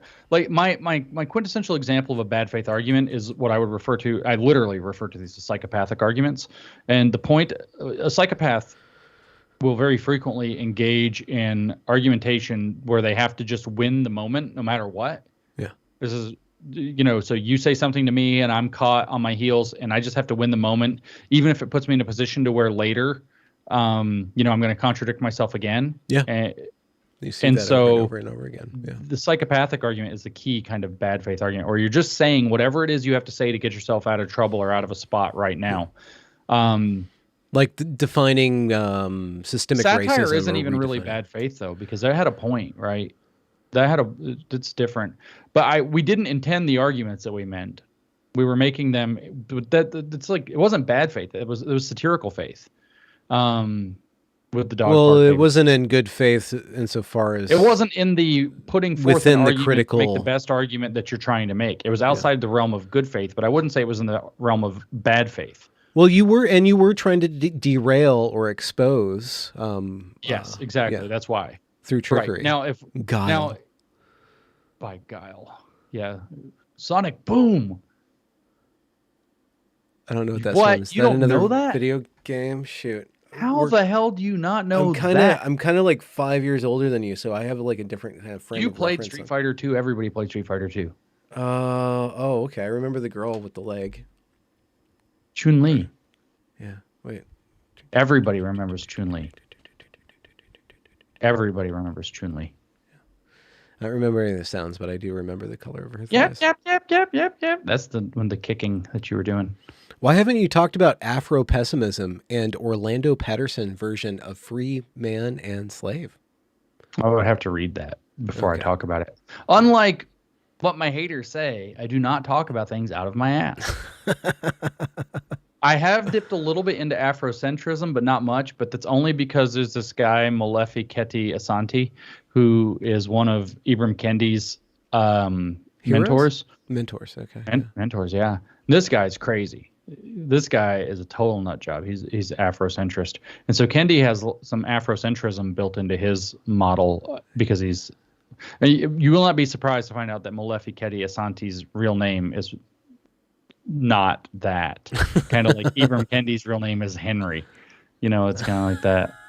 Let's see if I can find out what They it try was. to disguise their roots. I'm going to grab a beer. Do you want a beer?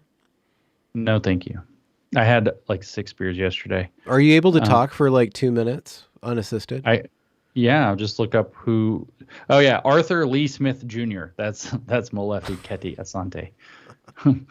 So I have to now monologue for 2 minutes while you get some beer. Can you do that? Are you able to talk that long? No. Without Have you ever assistance? heard me talk for 2 continuous minutes? Are you kidding? No, I have to That's so constantly hard. like restart your motor mouth. Okay, get your beer and shut up. I'll be right back. Yeah, all right. So now we can talk real talk now that Benjamin's gone. He won't even know what I'm saying on his channel. I'm not really talking for 2 straight minutes because I don't really have anything I was intending to say. What should I tell a story about that we got started on something and then he can walk back on it? Let's figure something out that I started and then we bailed on. I said we could come back to something earlier. Oh, the Dr. Phil show and me yelling. I could talk about Dr. Phil. So I went on a Dr. Phil show. And so Dr. Phil's show was whatever. And here's why I got mad. Because I prefer a fair fight. I am not cool with unfair fights. And so what happened was there were a bunch of us. And they were going to do a debate style for the show. And so there were like 4 or 5 of us that were against critical race theory and like 3 or 4 or 5 of them or whatever that were for it. And we're going to bring us out one at a time, one by one onto the show. So the first dude they bring out is this guy, Sean Harper from US, professor of like critical race theory and stuff. Yeah, I don't something like that. A lot of money given to him by the Bill and Melinda Gates Foundation. He's got a lot of money given to him by like the Rockefeller Foundation. We could go through his CV if you want to have the tab open. Anyway, they bring him out and he frames out critical race theory, and it's just him and Dr. Phil, and they're talking, and it's like gives some bogus definition of critical race theory, and then they bring out this dad. You remember the dad from Colorado that said that his kids, that they're not being held back by anything except like their ignorance and all this. His name's Derek. He's a good guy. And so Derek Wilburn. And so Wilburn, I think. And so anyway, he's there. They bring him out. So it's just because, he's a smart guy. Nothing about that. But it's just his dad and his college professor. And so he's all saying stuff about critical race theory. And he's saying like it is to the degree a dad would say it. And over here is a little heckly professor shooting him down, nitpicking him, calling him BS. And he wasn't even saying BS. He was like, that's not critical race theory. That's not, you don't understand it. Oh, 1989, you don't even know what you're talking about. It was way older than that, blah, blah, blah. So you have this professor nitpicking this dad. And I'm like sitting in the backstage just getting mad. But I'm back there with like Keisha King. We're having a good time. Like, we're all fuming. Keisha King was like in some like mama bear mode. I was like, this is what I'm talking about. She's like, she was doing that whole like mom thing, like, wish a motherfucker, And so I'm watching this, and then she and this other lady go out there, and they have this other professor or some, Wait, are we educators. talking about a hookup in the back of a car? Is that what I'm coming into? No, we're talking about my show, Dr. Phil. Okay, left. that was You really just- steamy. no. Whatever I came back into, I'm like, are you really Yeah, well, you doing missed that out. on my channel? It's like some sort of No, weird. Keisha's cool as hell.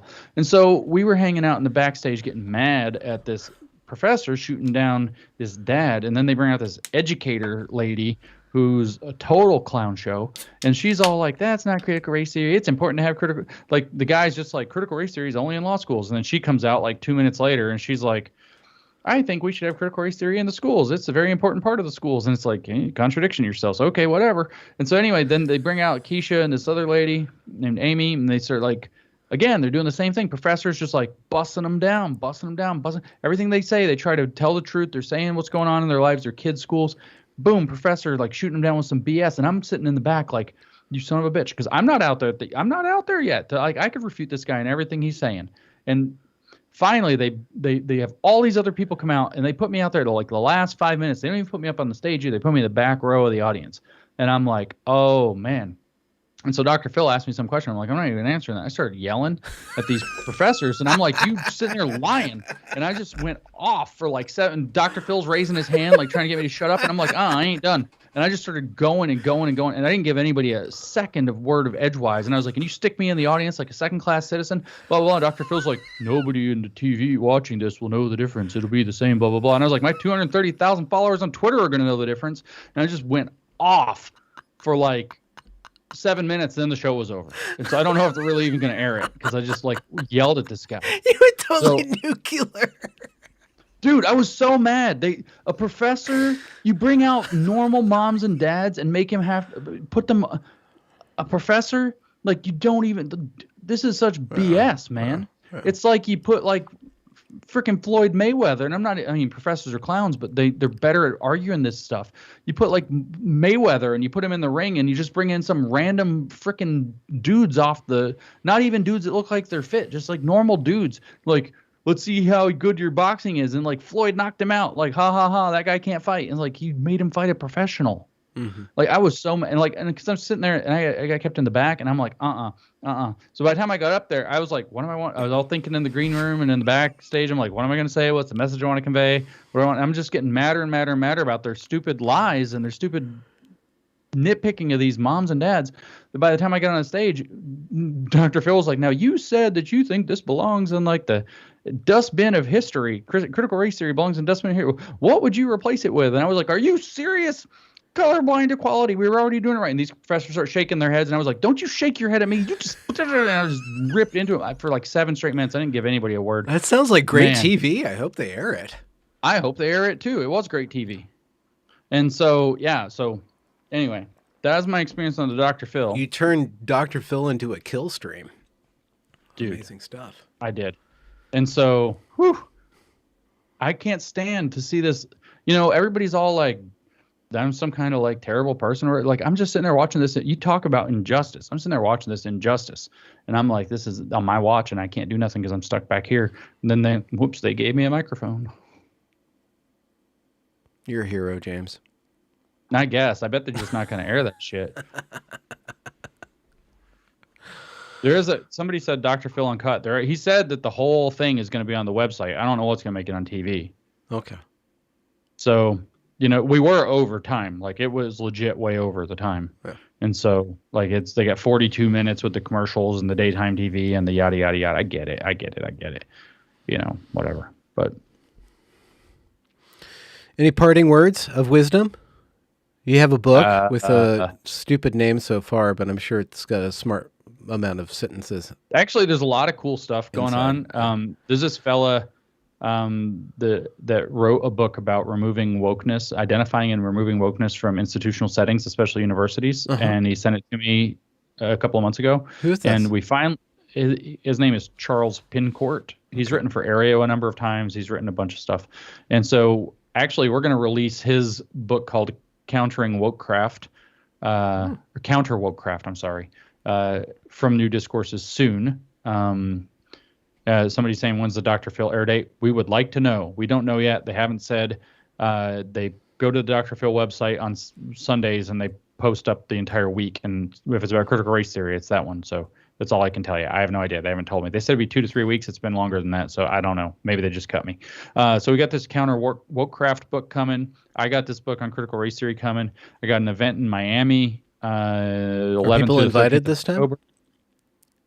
People are invited for sure, but it's like it can sell out. So if it sells out, you can't be there because you already missed your chance. That's at a hotel owned by a person whose name rhymes with bump, and in Miami. So you can go there if you want. It's going to be very nice. We'll have a great time. It's the best hotel. It's the best. I'm going to have the best words. It's the best. We're going to talk about diversity, equity, and inclusion there. A young adult version of Cynical Theories is about to drop. No way! So a little easier to read. Yeah. Seriously? It's all done. It's very cynical theories, but you can read the whole thing. I can read the whole thing in about 4 hours and not have my head hurt. Like, where if I read real cynical theories all the way through, I'm like, I have an aneurysm. And so, like, even cynical theories, like, shit, that's hard. This book's not hard. It's much more accessible. So that's coming out soon. So I think I'm going to go, like, real fast from, like, 6 books under my docket to 9. But, yeah, so that's all coming out in short order. We're hoping to get the Counter Wokecraft book out in the next few weeks. We're hoping to get the Critical Race Theory book out within a month or so. The DEI workshop is coming up in October. I'm traveling again. I got lots of places to go, lots of places to talk to, so I'm kind of all over the place. Is there like a place where people can find where you're going to be so they can hook up with you when you swing by their city? Is this all on New Discourses? I actually do not publish my travel schedule because it's better that people don't know when I'm not home. Oh, okay. You're not worried about the groupies you're going to meet outside. You're worried about what the groupies are going to get up to while you're gone. I'm not worried about groupies at all. No, I was using that as a euphemism. Yeah, it would be great, but like, you know how times are. No, yeah, I know. You're a wanted man, James Lindsay. You know, it was a thing. The Antifa was there, and they were not happy about my presence. I'm apparently the but they were doing it before I knew anything about them. They do use New Discourses a lot, but I mean, that's all the kind of stuff that's going on. So there's a lot going on right now. You know, I'm going to keep yelling at people and honking at them on Twitter until I am bored with the honk, and then I'll come up with some new insult for them. Axe and sword in between. Steal more memes. You're going to keep losing weight. Oh, sauerkraut. That's going on. Kraut and Am I gonna ground beef. Steal more memes. Well, it's good. You were accused of stealing memes. Oh God, that's so funny. You just stole my meme.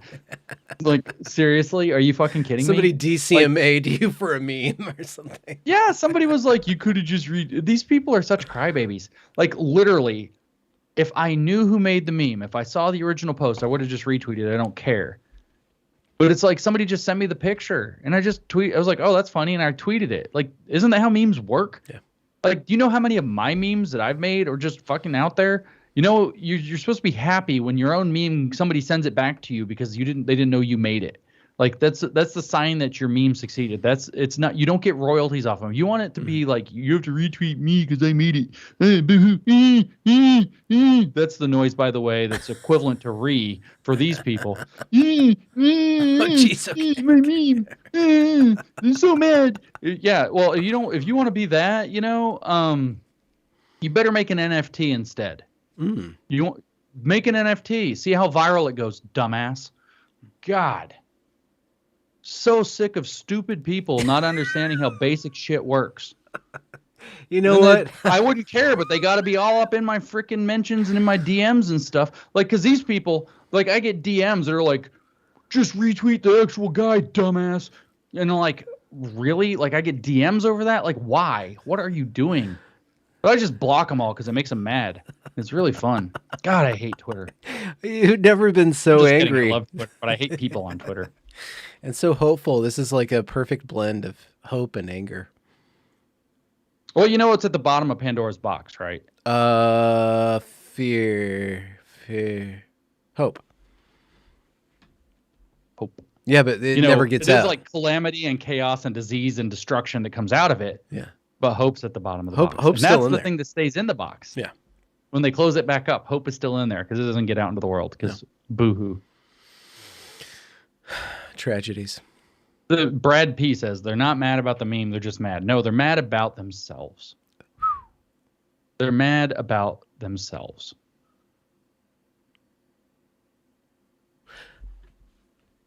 There's words of wisdom for you right there, Benjamin Boyce. They're mad about themselves.